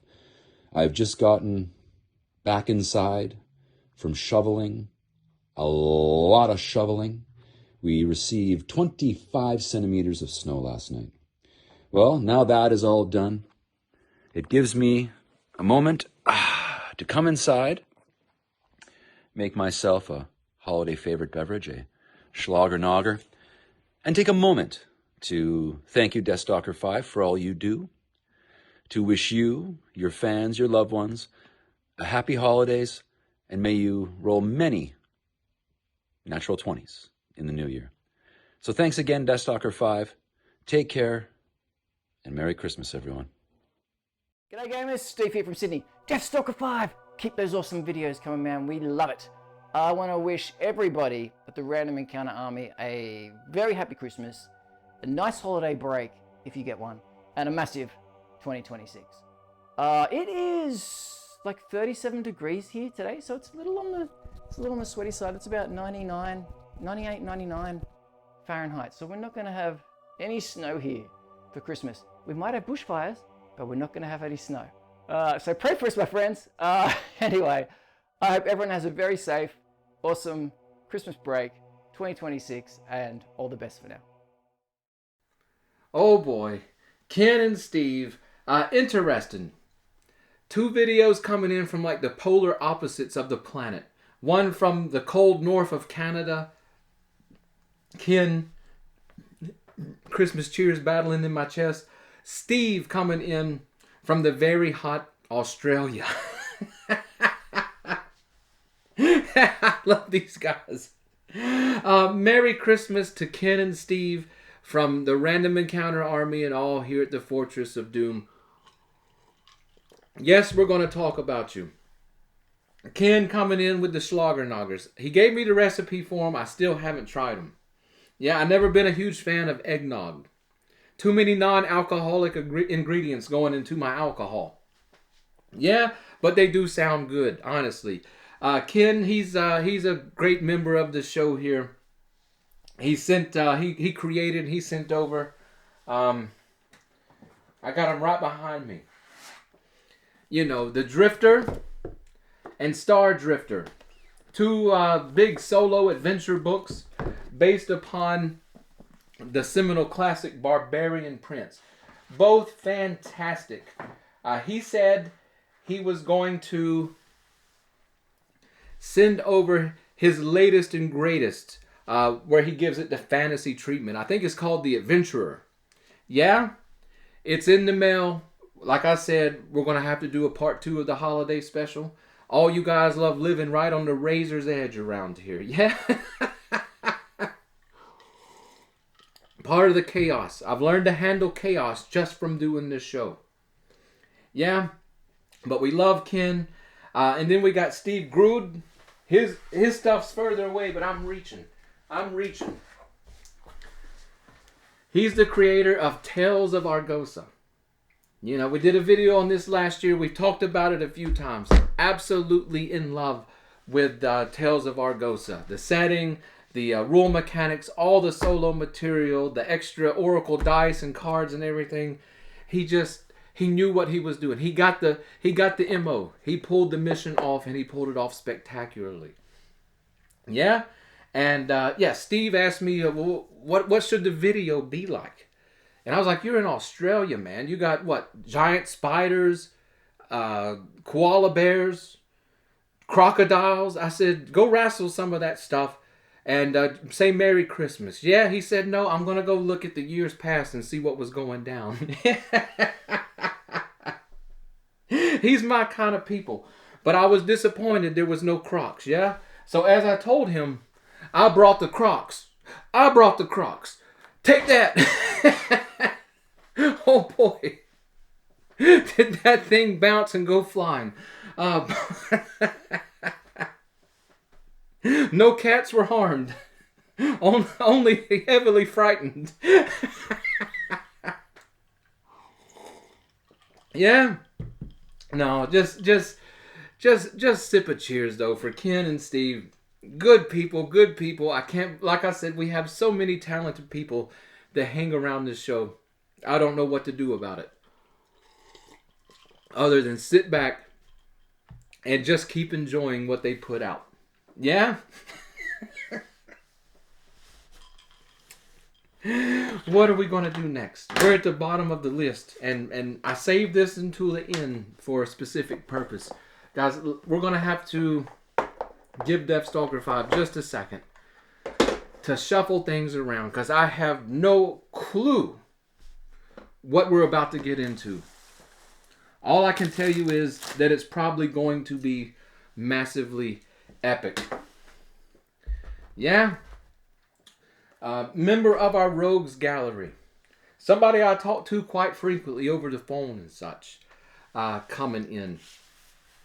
That's none other than Kent Maddox. Hey there, Random Encounter Army. Kent Maddox here.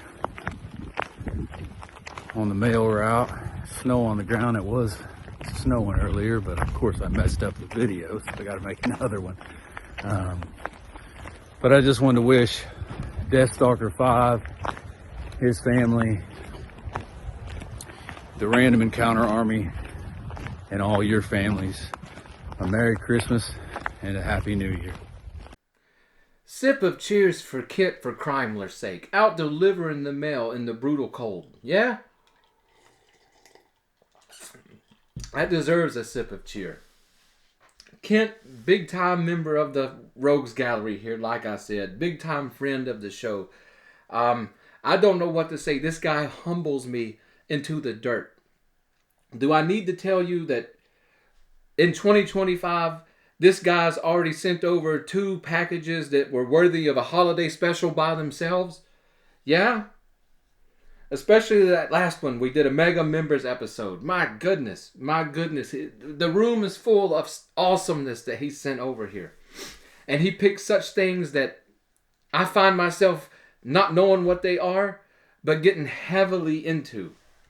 We just did the video where we talked about some of those. Yeah? Especially those minimalist games and such. But yeah. Yeah, another sip. Another sip. To Kent, we have to say Merry Christmas, Happy New Year's from the Random Encounter Army in the Fortress of Doom to him and his wife and family. Do I need to tell you that he didn't send a package over here? No, he sent 3. 3 packages. Yeah?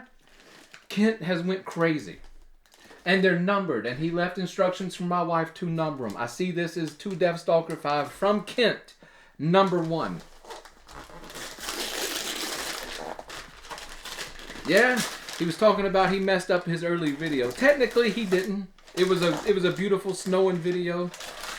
But I made him go back and do it because he forgot to introduce himself. I said, let people know who you are, man. People need to recognize the epic level stuff you do for the show here and for the community. Yeah? So yeah, this is 1 of 3. The wife labeled it properly. It's 1 of 3. Look at him. He paid $13.75 for this package. I hate to tell you what he paid for this package. I'll let you know. Insane. Insane. So, let's see if we can break into these. You know, his instructions to the wife was just wrap the packaging up. Just wrap the boxes they come in up. So I have no idea what to expect. He wouldn't tell me what to expect, of course. You guys love to see the chaos that happens. And do I need to tell you this box is packed absolutely full?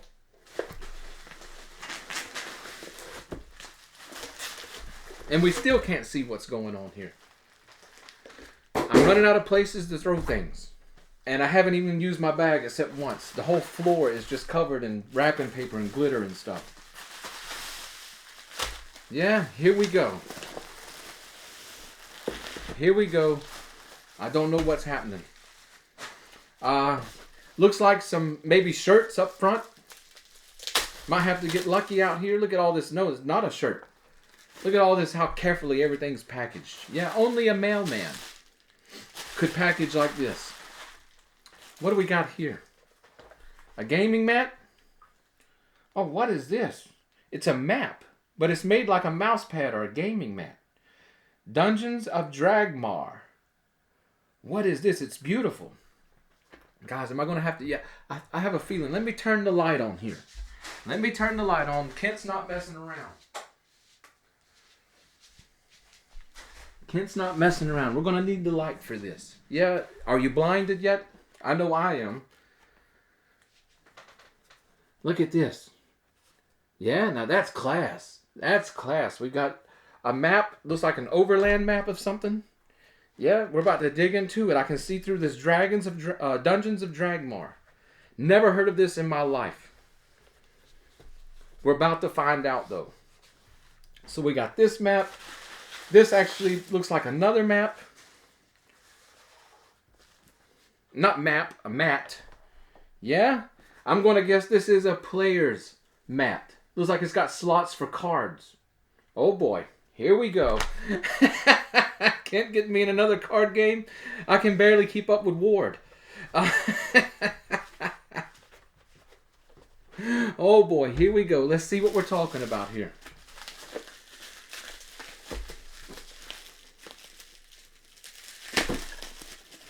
Come on, Lucky. Don't fail me now. You still got lots of cutting to do, but don't fail me now. Holy smokes, is this thing wrapped. Yep. Jeez Louise. There we go. Dungeons of Dragmar. What artwork on the box? Yeah? Hire heroes, send them to certain death, and adorn yourself with fame. A dynamic and fast game filled with dungeons, monsters, items, curses, and plenty of heroes you might decide to sacrifice so you can get more fame. Yeah? Here we go. Here's the back of the box. From the Moon Grail. 1 to 4 players. 20 minutes to 40 minutes. Ages 14 plus. I can probably play this. Yeah, what do we got going on here? I'm digging in. We got some kind of folders. Yeah? Almost like little miniature Game Master screens. Oh, they're pretty. They're pretty. We got a bunch of them. I'm guessing 1 for each player, up to 4 players. Okay. Oh boy, this might be something the wife gets into. What do we got here? We got a thick, small but thick rule book. Look at the size of that. Yeah? We got some tokens. And we got some cards. Oh boy. We'll just pull out one of the random cards here. We've got a skeleton on a cannon. Is that going to focus? Come on, camera. Don't fail me now, camera. Not in the middle of the holiday special. I'm trying to see. There's the cards got sort of shuffled around in here. Yeah, huge stack of cards. Do I see miniatures in here? Oh boy. Huge stack of cards. Give me 1 second. Get them right back where they belong.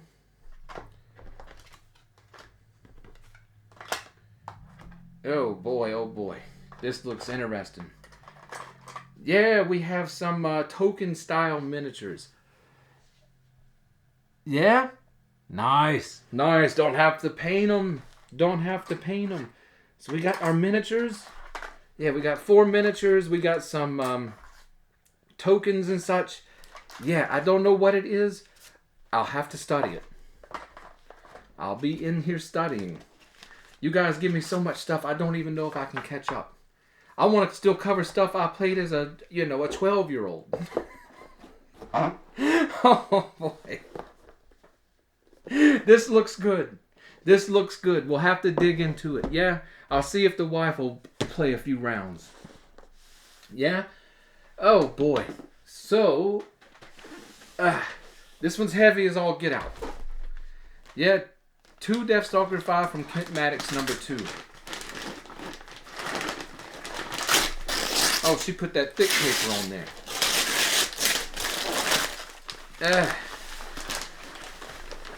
Oh, geez, this one's heavy. This one's heavy. How many pounds do we have here? 7 pounds. Yeah, heavy. Heavy package. $17.95 in shipping. Yeah, what was the last one? 13 something? This guy's nuts. Kent is nuts. When Kent decides to do something, he goes hard. Yeah, I like that. I like that. I'm with you. Yeah, if anything's worth doing, it's worth going hard over. Give me a few honey packs and some rhino pills. Yeah. Oh boy. This is a whole bunch of stuff. I don't know what it is. We're just pulling it out. It's heavy. There's lots of it. Oh my goodness. Oh my goodness. It just keeps coming out.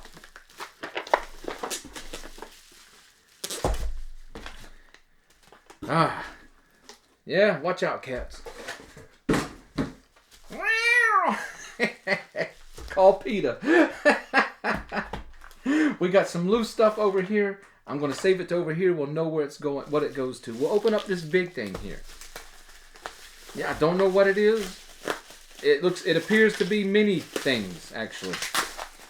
Oh boy, it reminds me of the Lifesaver books for Christmas. It's about the same size. Boy, I don't know what again, he's hitting me with stuff. I have no idea what it is. We've got a deck building game with dinosaurs called Stonefire. I'm in. Who doesn't love dinosaurs? Yeah, I'm like a 4-year-old when it comes to dinosaurs. Yeah, look at the back here. Oh my goodness. Oh my goodness. You know, that was, well, since when did people quit asking each other what their favorite dinosaur was? Mine's an Ankylosaurus. Oh my goodness, it's all armored like a giant armadillo with the spiked tail. Come on, tell me that a T-Rex would mess with that. It had like a mace. It had a flail for a tail. Yeah, this Stonefire. Yeah, I'm in. Dinosaur combat? I don't know. I'm in. It reminds me of The Gate. Looking at the Gate game on the back. Yeah, that he sent over earlier this year. I'm in. I'm in. I'm going to be an Ankylosaurus. I'm in. We got, it looks like okay, these are from Jason Glover. Yeah, he's the one that did The Gate and some of those minimalist games over there. What was it? Tin Helm and such. Yeah, I've enjoyed these. That's why they look so similar. Over here we have 4 tribes.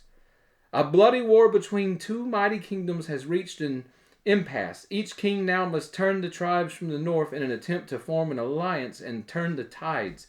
Players take the role of these kings and must send needed supplies to the village elders to gain their favor, all while they must also keep their sworn foe at bay. Will you be able to win the approval of the 4 tribes?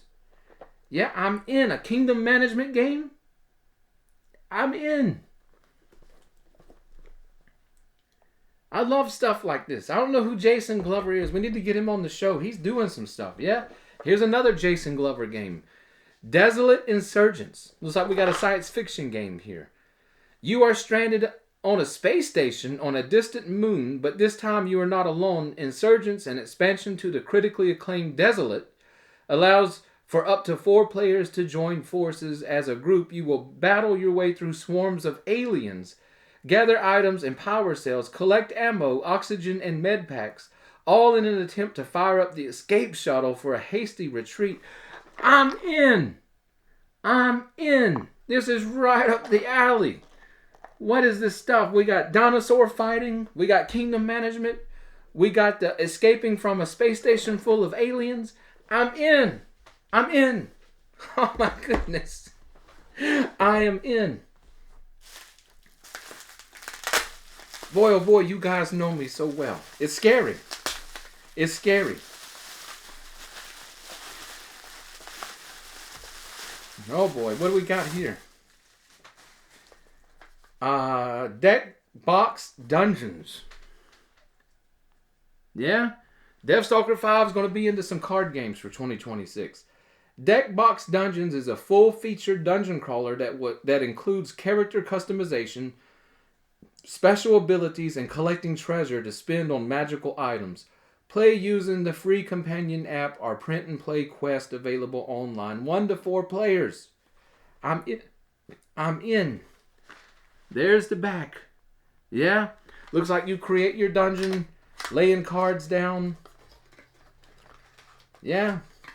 We got a bag of dice and meeples. Let's just pull out a random card here. We got a Lich Overlord and Riptooth. Yeah, I'm guessing these are monsters we're going to encounter if we dive into these dungeons. Yeah, they better get ready. Deathstalker 5 knows how to do a dungeon dive. Yeah, got some custom dice there that look like hit and miss dice from Hero Quest. I'm in. Is there ever enough dungeon crawlers in the world? The answer is no. Oh boy. Oh boy, here we go. I don't know what this is. It looks like books. It looks like books. They're coming out. Oh my goodness, what in the world? Talking about nostalgia. Woo! Deathstalker 5's got to breathe for a second. Holy smokes. Holy Crimler. Where did Ken find these at? These are originals. Guys, do I need to tell you that Kent has sent over the Endless Quest book series? There's number 1, The Dungeon of Dread.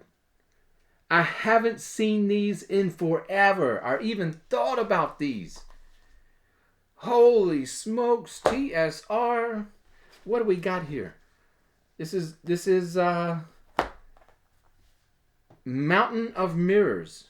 Yeah, oh my goodness. These were your choose your own adventure style modules for D&D. Oh my goodness. Pillars of Pentagon.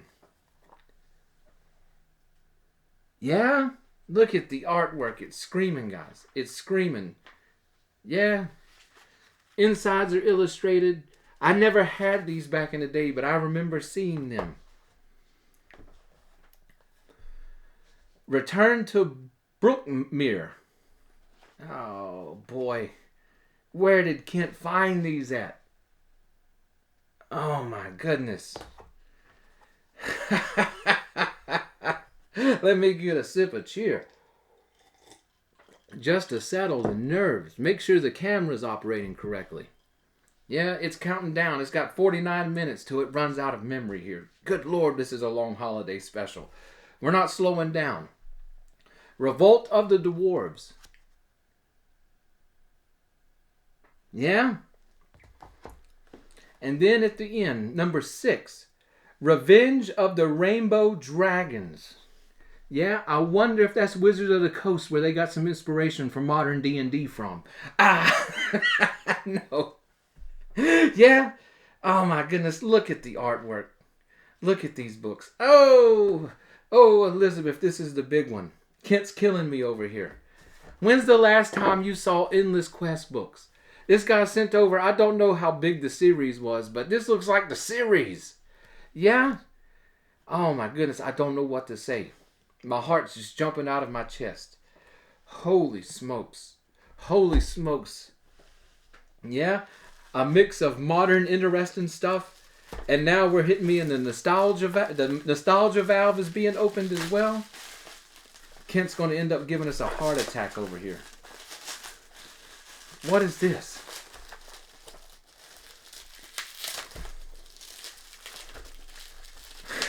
Those Endless Quest books. Holy smokes, blast from the past. Yeah. Zogarg's Gaze. Oh, boy, the artwork is just screaming here. No one recalls when he arrived to the region, but his presence slowly altered the landscape. He quietly made his home in the Black Mountains, where many ventured in search of rumored treasure and in quest of glory. Few returned, and the legends only grew. His lair has become a destination for all those who seek fame, knowledge, and riches. So are you ready to take that expedition? Do you have the guts to enter into his dungeon? Are you prepared to meet face to face with him and behold Zogar's Gaze? It's a fast-paced press-your luck card game in which players compete against one another in an attempt to meet their own separate win conditions. These win conditions are kept secret from the other players. Take risk in the dungeons while trying to win, but always be aware of Zogar's Gaze. hit me out of the blue with something I've never heard of. The artwork is just absolutely screaming here. Yeah? Holy smokes. High quality big cards too. But look at this box art. What? I'm in. I'm in. There's a dice case in here. I mean, I don't know what's going on here. Yeah, there is. Oh, look at those dice. Oh, I'm gonna look what a neat, handy little dice tray. Look at those D6s. Yeah, pretty, pretty. Look at the artwork in this though. Look at the card backs. Come on, come on. I'm in. Nothing like just great art to make me just want to dive into a game. Yeah? Zogar's Gaze. Oh my goodness, when am I going to catch up? So much. We haven't even got to the big box yet. I'm getting frightened.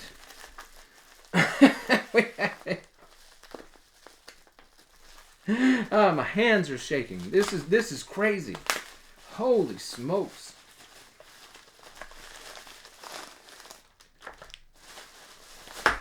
Yee. Careful. There's another tin. Doom Machine by Nathan Meunier. Yeah? These look like the same tins from Jason Glover. They do. There we go. Doom Machine. Yeah?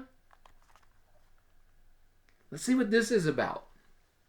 The Doom Machine awakens. Face off against an ever-evolving machine of death and destruction. Find and defeat the Doom Core before humanity is annihilated. Doom Machine is an intense pressure cooker card and dice solo game experience. Whoa. Yeah, where does he find stuff like this? What a concept. Yeah, I'm in. We'll go take down the Doom Machine. We'll take down the Doom Machine. What do we got here? Mind Burners, a cyber occult dungeon runner. Oh my goodness, what a theme. What a setting and genre here. Oh. What artwork. Yeah, that box is going to get attention. Set in a grim world of technology, magic, and dark corruption, Mind Burners is a cyber occult dungeon runner game for 1 to 4 players. As Void Runners, players must arm themselves with powerful abilities, push their luck to gather energy resources, thwart their opponents, battle nightmarish creatures, and be the first to seal the breach to close the void forever. Holy smokes. Yeah, I'm in. I'm in. I'm in. Yeah? I don't know what it's about. It almost reminds me of an NES box. I'm in, guys. What do we got over here? Mind Burners Into the Void is a strategic cyber occult card drafting and arrangement game for 1 to 2 players. Loaded up with experimental gear and thrust into swirling chaos beyond against your will, you must equip and optimize your limited void tech and outperform your adversary. 2 enter the void, only 1 may return. Oh, a little expansion. Yeah? Little card expansion for Mind Burners. Oh my goodness. Where do we even begin? What do we got here? This is new sealed. Yeah, I thought it was a pack of cigarettes. I was like, our dreams have come true. We're going to fire up some Marlboro Reds here. I don't know why I wanted a cigarette all of a sudden. The Dungeon, or the Dun Generator, Series 1. A deck of cards that generates inky organic dungeons. This deck contains 52 double-sided dungeon room cards featuring over 60 hand-inked illustrations plus instructions for using them to generate nigh infinite dungeons. Who's this coming from? Roland Kuntz. Yeah, Modifius. There we go. Okay, yeah. I can always use a set of new dungeon cards. Yeah, it's all. You never want to use the same set too much. They'll get boring for you. But I like dungeon generation cards. Especially just lay them out on the table. It's quick. You don't have to sit there and draw on grid paper the whole time. What do we got here?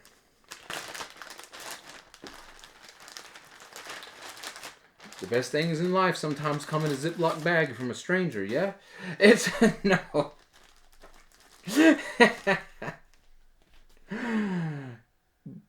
It's hard to read. I'm going to flip the page, see if it's got, oh boy. Groton, I think it says. 1 bit deeper, 1 bit dark fantasy dungeon crawl solo co-op or as a regular tabletop RPG. Minimalist dungeon crawler using physical tiles to generate, here's the tiles, to generate and explore a dungeon where you roll on random tables to fill rooms with monsters, traps, loot, NPCs, and a final epic boss fight. The zine contains 1-page rules and character creation, cutout dungeon tiles and tokens, and lots of random tables. I'm in. Tiles and tokens are included. Groton, okay, yeah, there we go. It's written in a better font there than a 1-bit font. Is a perfect for both solo and co-op play with or without a game master as a quick and easy standalone game, or to use as a dungeon in any fantasy system compatible with Borg and convertible to other OSR systems. Yeah, it's got some tables, guys. Look at there. My heart warms over anytime I open up a gaming book and I see lots of tables. And here's our dungeon tiles and such. Yeah, let me see if I can get that. Yeah, it's in like almost an 8-bit art style. I'm in. Sit there. How this show's ordained by God. Did you not realize that? We just sit here and we talked about games like Hills Far and 8-bit RPGs and such. And here's a tabletop game that plays upon that tradition of early RPG games. Yeah? Rogue and such. I'm in. Oh my goodness. We got a die over here. 3rd Annual Free RPG Day, June 20th, 2009. A collector die. Yeah, John Stope, the Dice Master, already ready to reach through the screen here. Really nice. Looks like a Chessex D6. 6-sided die. I'm in. Yeah? Kent, Mike, Solitary RPG and such, they've been trying to turn me into a dice goblin. Yeah? Even if I don't set out to become one myself, they're going to thrust it upon me. Looks like I have no choice. All right. We got big number 3 over here. Yeah? Before we get into this, I'm going to take my camera over and I'm going to move our videos over to my computer so that we make sure we have enough room and enough time to dig in and have fun. Yeah? So give me 1 second. And we are back. We are back with a cup full of Christmas cheer. Took like 20 minutes to move all the video over to the computer. In my recollection, I don't remember us ever going so long that I had to stop the camera and move files over before we ran out of memory. We're back in. We got over 2 hours worth. Holy smokes, what a holiday special. Holy smokes at all this awesome stuff. Yeah, do I need to tell you, while I was moving the files over, despite me trying to lose weight and sort of being careful with my diet, that I ate that Christmas tree cake. I ate it like a fat kid who's been away for 2 weeks at fat camp in the summer. Yeah, I devoured it. I can't resist. Oh boy, Kent Maddox in here hitting us hard. I'm still trying to figure out. We've got a table so full of stuff. It's literally overflowing. I'm embarrassed at the riches that you guys have provided for this holiday special. And we're still not done. Yeah? We're stacking stuff. We're moving stuff. We're trying to get it all out the way. It's just holy smokes. Guys, I only have a single house.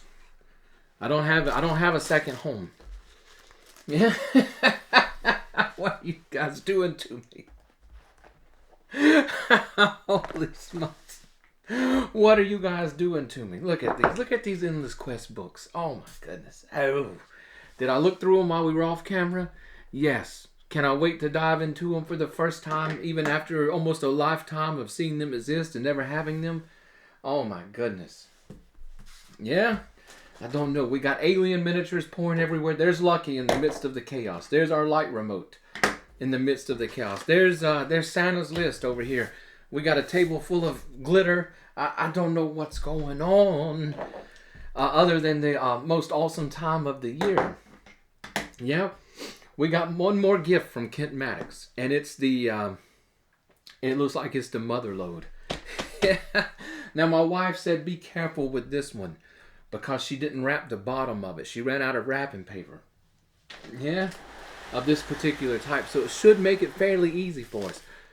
If the bottom's not wrapped, of course it's taped. Maybe we can do it. We should be able just to... Nope, she's taped it everywhere. She's booby-trapped it. There we go. Holy smokes.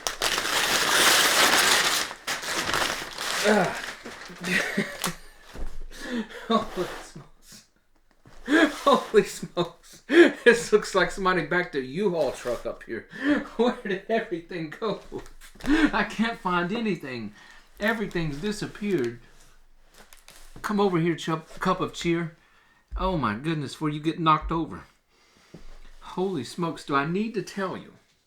Yeah, I'll flip it up. Maybe the camera will pick it up. It's right there. This guy spent $90 in shipping on this box. That blows my mind. That blows my mind, honestly. You know, out of all 3 packages, what is he in? Over $130 just in shipping? You talking about class.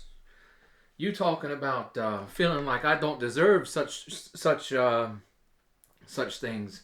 Holy smokes, Kent. Holy smokes.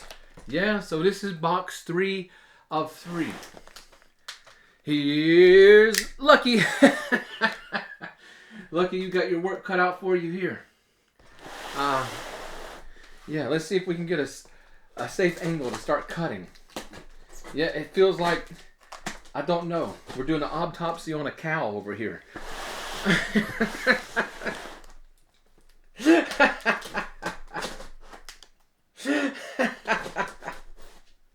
Yeah. Oh, careful with the incision, doctor. Dolly's been a good girl. Oh, Dolly's got babies. Yeah. Poor Dolly. Do I need to tell you that this box is completely stuffed? I don't even know if I can get it up for you to see. Dolly's full. She's full. She's got a whole herd inside of her. How am I going to do this? I'm going to set this over here. Jeez Louise. What does this thing weigh anyway? Yeah? 28 pounds by itself. With 12.8 ounces to boot. Oh my goodness.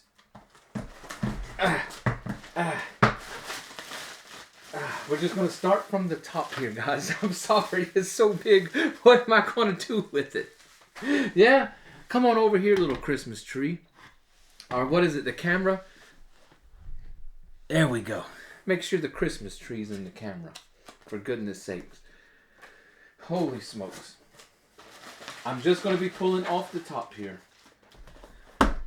Oh my gosh. Oh my gosh. Holy Crimler. Oh, good Lord. I don't even know what to say. I don't even know. We got Dungeon Saga. I've heard of this one. I heard of this one. When did this come out? It wasn't too long ago. Yeah, from Mantic Games. Holy smokes. Box up top, we've got Dungeon Saga, The Return of Valandor. Yeah, there's the back. This is looking epic. Look at this. Look how the book's open. Look at this. They're like books. Look at this. Yeah, you pull it out, it's like a book. It opens like a book. We got dungeon tiles flying around. We've got character sheets flying around. What presentation. We've got a box full of miniatures. Oh my goodness, I'm going to be painting for 6 years. Tokens. We got something called a quest book. I don't even know where to begin. Yeah, where are we even going to put this stuff? The table is slap full. I'm so, what?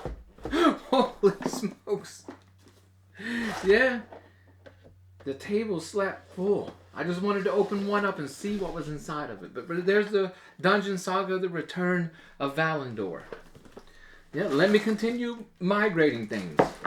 All right, Christmas tree, you had your time to shine. We got the Warlord of Gala here. These are some big boxes. Yeah. This, I don't know, this is all part of the Dungeon Saga.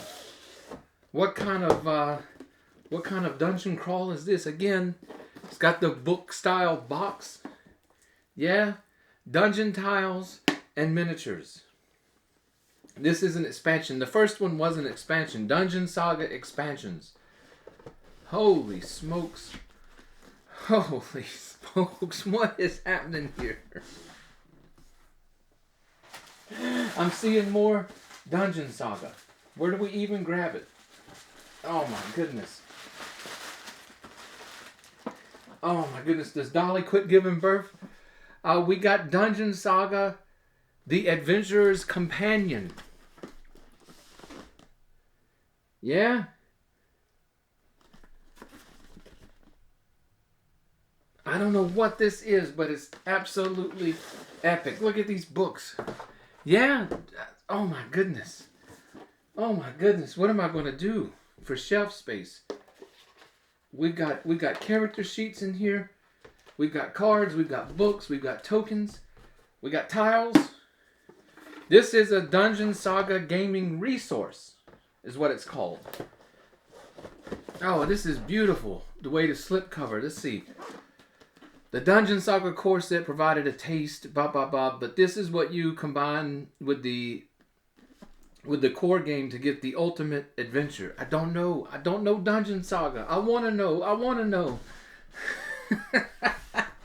Get those in the frame so we can see how high they stack, yeah? Oh my goodness, there's stuff turned sideways, upside down. It's just layer after layer. Dungeon Saga, The Infernal Crypts. A Dungeon Saga expansion. Miniatures, cards, tokens, and more. Look at that. Look at that. Look at this. Holy smokes. Yeah, I gotta pull out. Each one of these books has a cover with colors and such that match their expansion. Oh, this is top notch. What a presentation. Mantic Games, I don't have anything they've done that I know of. But they went all out on the presentation here. I mean, all out. So that's 4 big boxes of Dungeon Saga stuff. We're still pulling out. What is this? Dungeon Saga, The Eye of the Abyss, a Dungeon Saga expansion. So we got another expansion to this. What kind of dungeon crawler can this be? Yeah? Holy smokes. Holy smokes. This makes Warhammer Quest and Descent look small, yeah? Holy smokes. Oh my goodness. This one's heavy. This one's heavy. The Tyrant of Halpi. A Dungeon Saga expansion. Oh, this is a big one. This is bigger than the others. Yeah, 1 second. There's the slip cover. There's the back. Yeah. There's the book. Look at this. Look at the book. Look how big the book box thing is. I want to call it a book. So we got tiles. What is this? We got an original. Looks like it was a part of a baggie or something. It must be this. Yeah. Holy smokes! Look, this is what I wanted to see. Let's take a look in here. There's the dragon is in parts. We're gonna have to get in and glue this Joker up somehow. Yeah. How does he fit together? I'm thinking this one No? Okay, there we go. There's one piece. I'll have to hold them together with my thumb. And there's the second piece. Oh boy, I'm not going to stop painting. Yeah, can you get an idea there? If I hold it just right, look at that miniature. That's an epic dragon. Holy smokes. That's an epic dragon. We got boxes full of dungeon tiles. My goodness. We got some kind of skeleton guy running around. We got I have no idea what running around. Yeah, there's miniatures everywhere. It's dungeon tiles everywhere. Oh my goodness. It's like a game store exploded on our table over here. Yeah. And with the glitter, maybe a stripper. I don't know. Something exploded on the table over here. A game store / strip club just exploded on our table. What do you want me to tell you? It's the Random Encounter Show. That kind of stuff happens around here. Oh my goodness. I don't even know if we're going to get this box closed. Oh my goodness. They're just stuffed full.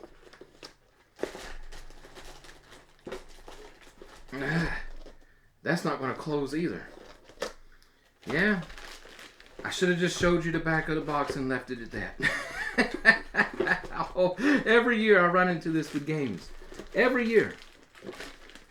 Let's see if we can move him this way. Yeah? Kent had it down perfect. It fit perfectly. I am not so adroit at putting things back perfectly. Aligned and all this kind of stuff. Yeah? That time I succeeded. Wow. I guarantee you this weighs 5 pounds by itself.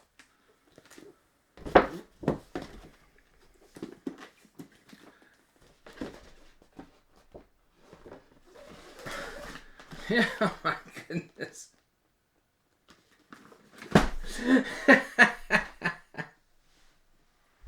Is that the end of it? No.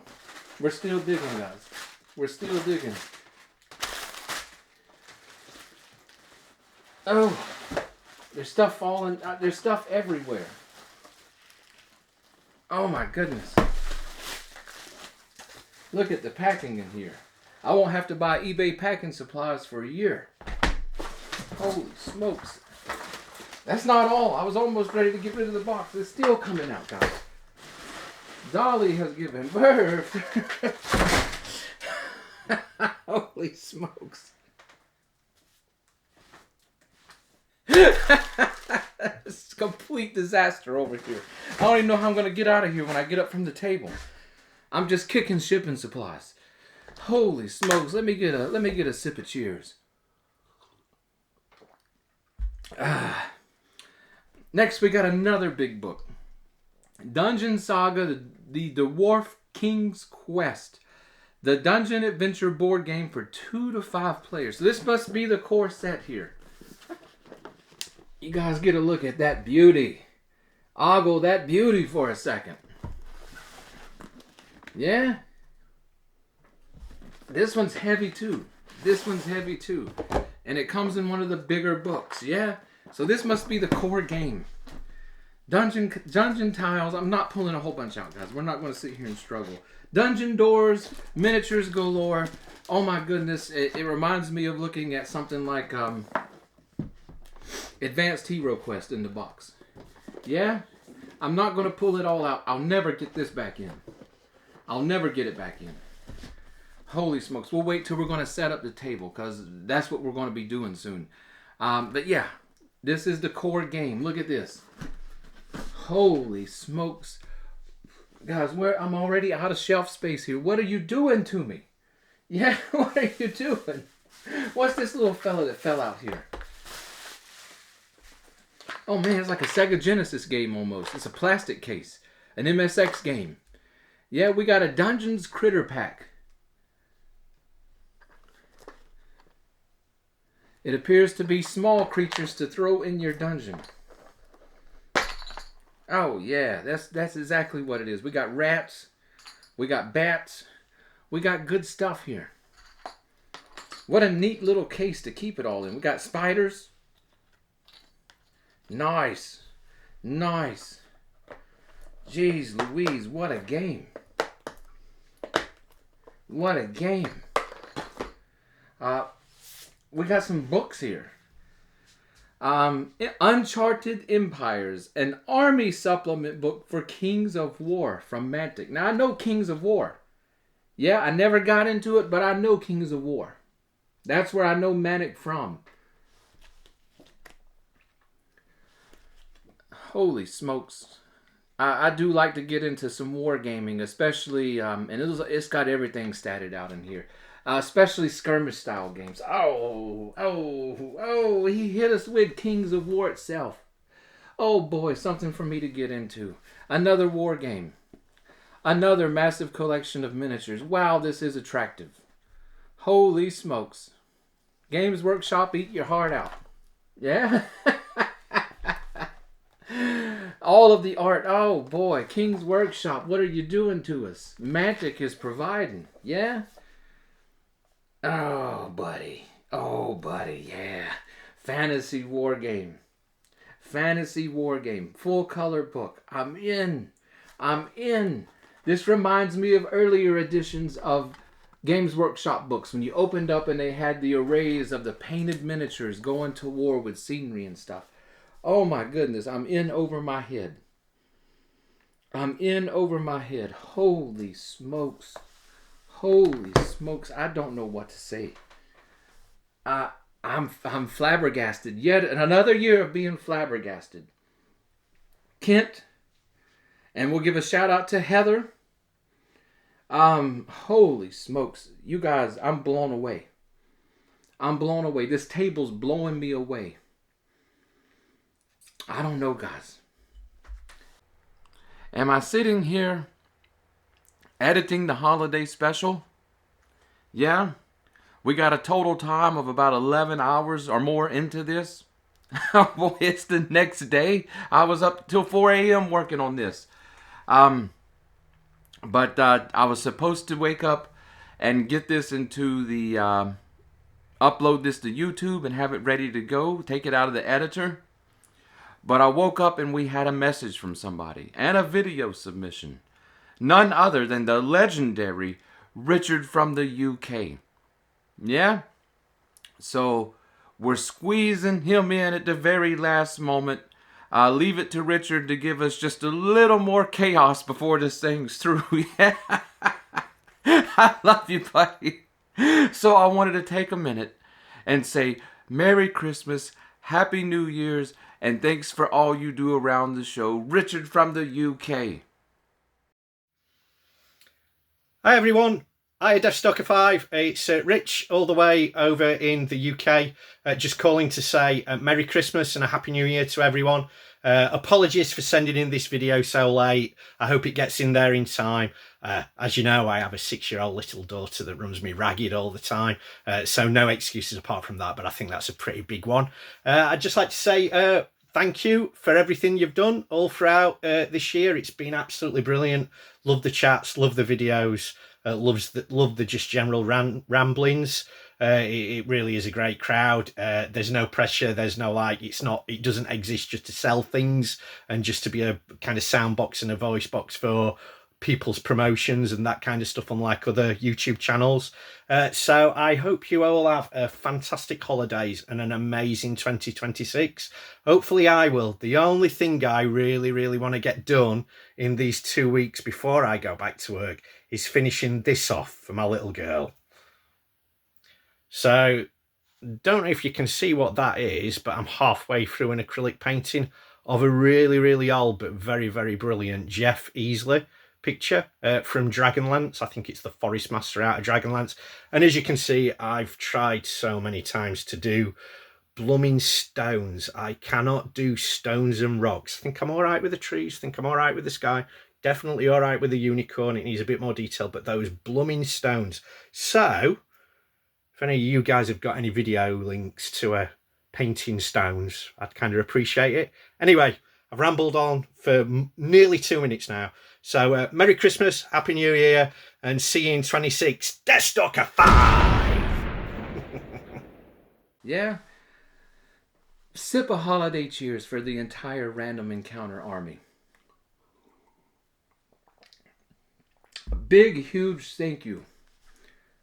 Coming from just the deepest part of me for everyone who took the time and spent the money to make sure that this holiday special happens year after year.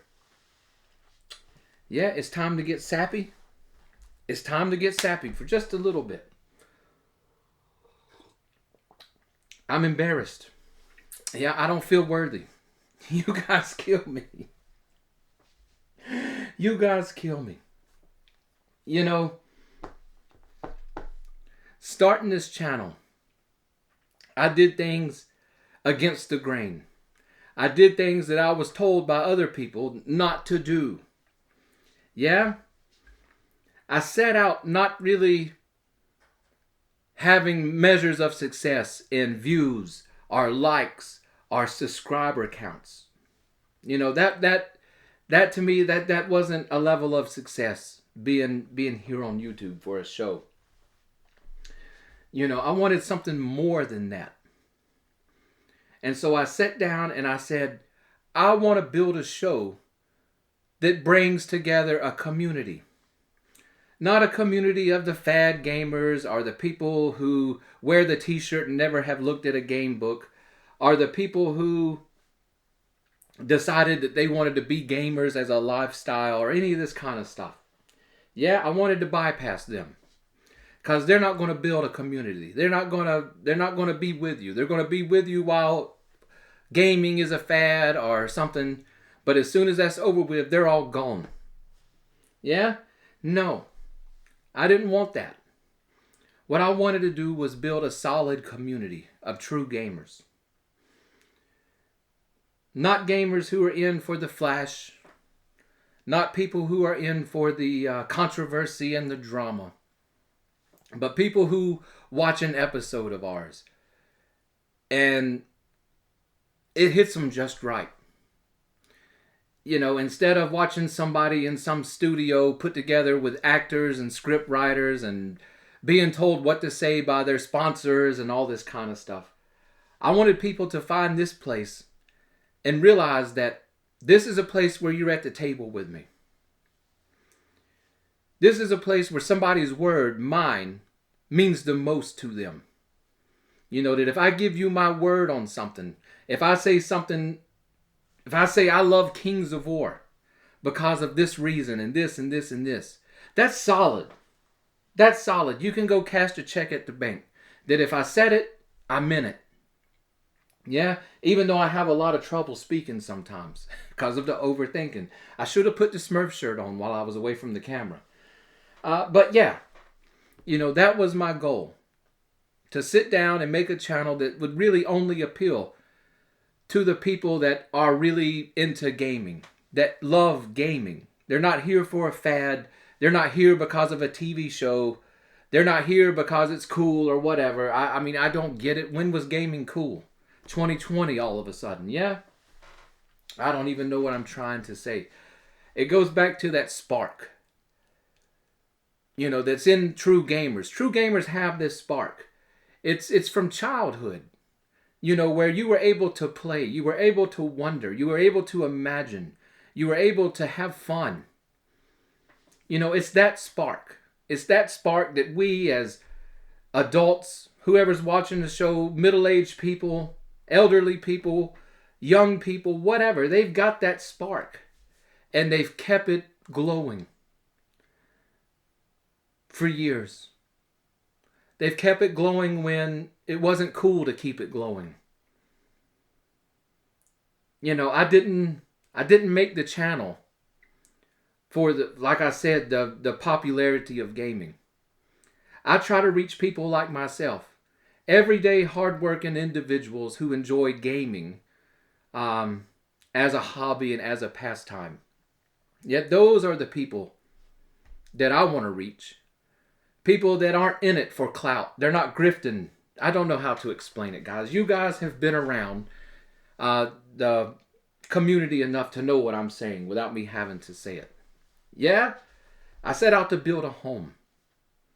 And every once in a while, I'll get a message from somebody. I'll get a phone call from somebody. I'll get a comment in the YouTube section that says, hey, I look forward to your videos, or hey, I watched this video, whatever. And I felt good afterwards. Your positive attitude, the way you talk about games and different things like that, it felt good. Yeah?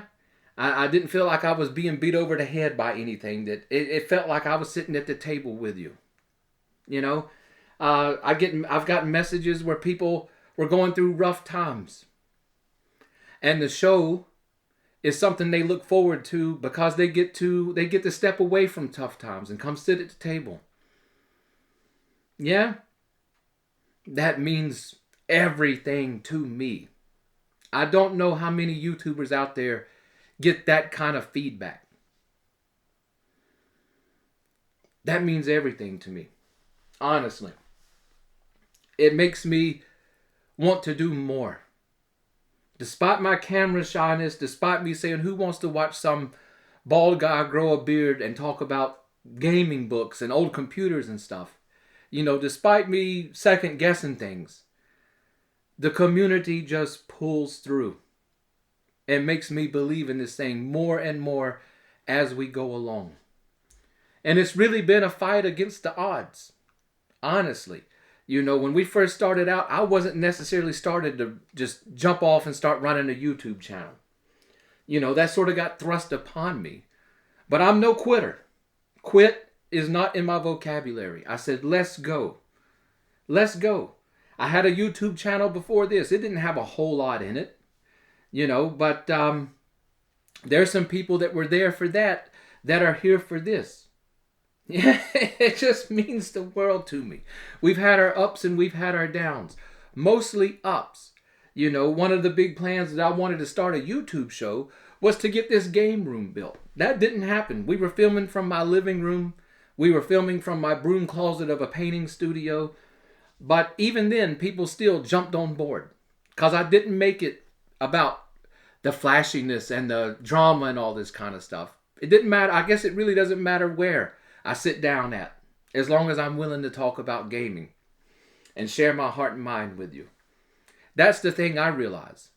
You know, we didn't come up around here on commercially produced videos. we came from the very bottom and are just clawing our way upwards. Yeah? But in that thing, we were talking about that earlier, when life gives you things that you need them at the right time. You know, I realized that about the gaming room. We got that done. That's a check off our list. That's a big thing. 2025 going down in history. We built the game room studio. I didn't think it would ever come. I didn't think it was ever a possibility. Because every time I was almost ready to go, something else would happen. But once it did happen, and I said I was going to sit down, plan life out as best I can, and go full time for this. Make sure that all the Random Encounter Army gets all the Deathstalker 5 and the Random Encounter so they can stand. So that's where I'm at now. I'm full time. We're really going to kick it off in 2026. But I think about the original goals for the channel.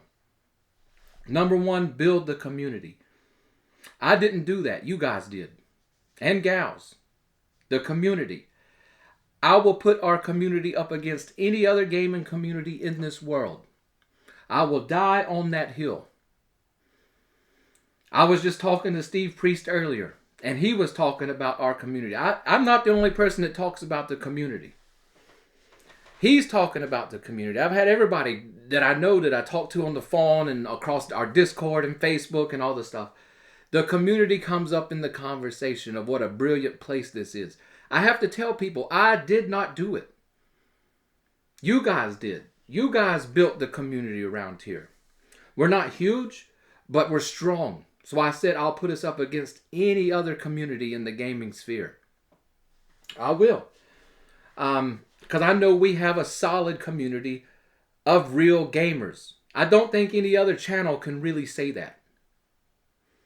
There probably are. Like I said, I don't watch a lot of gaming YouTube. I get tired of it.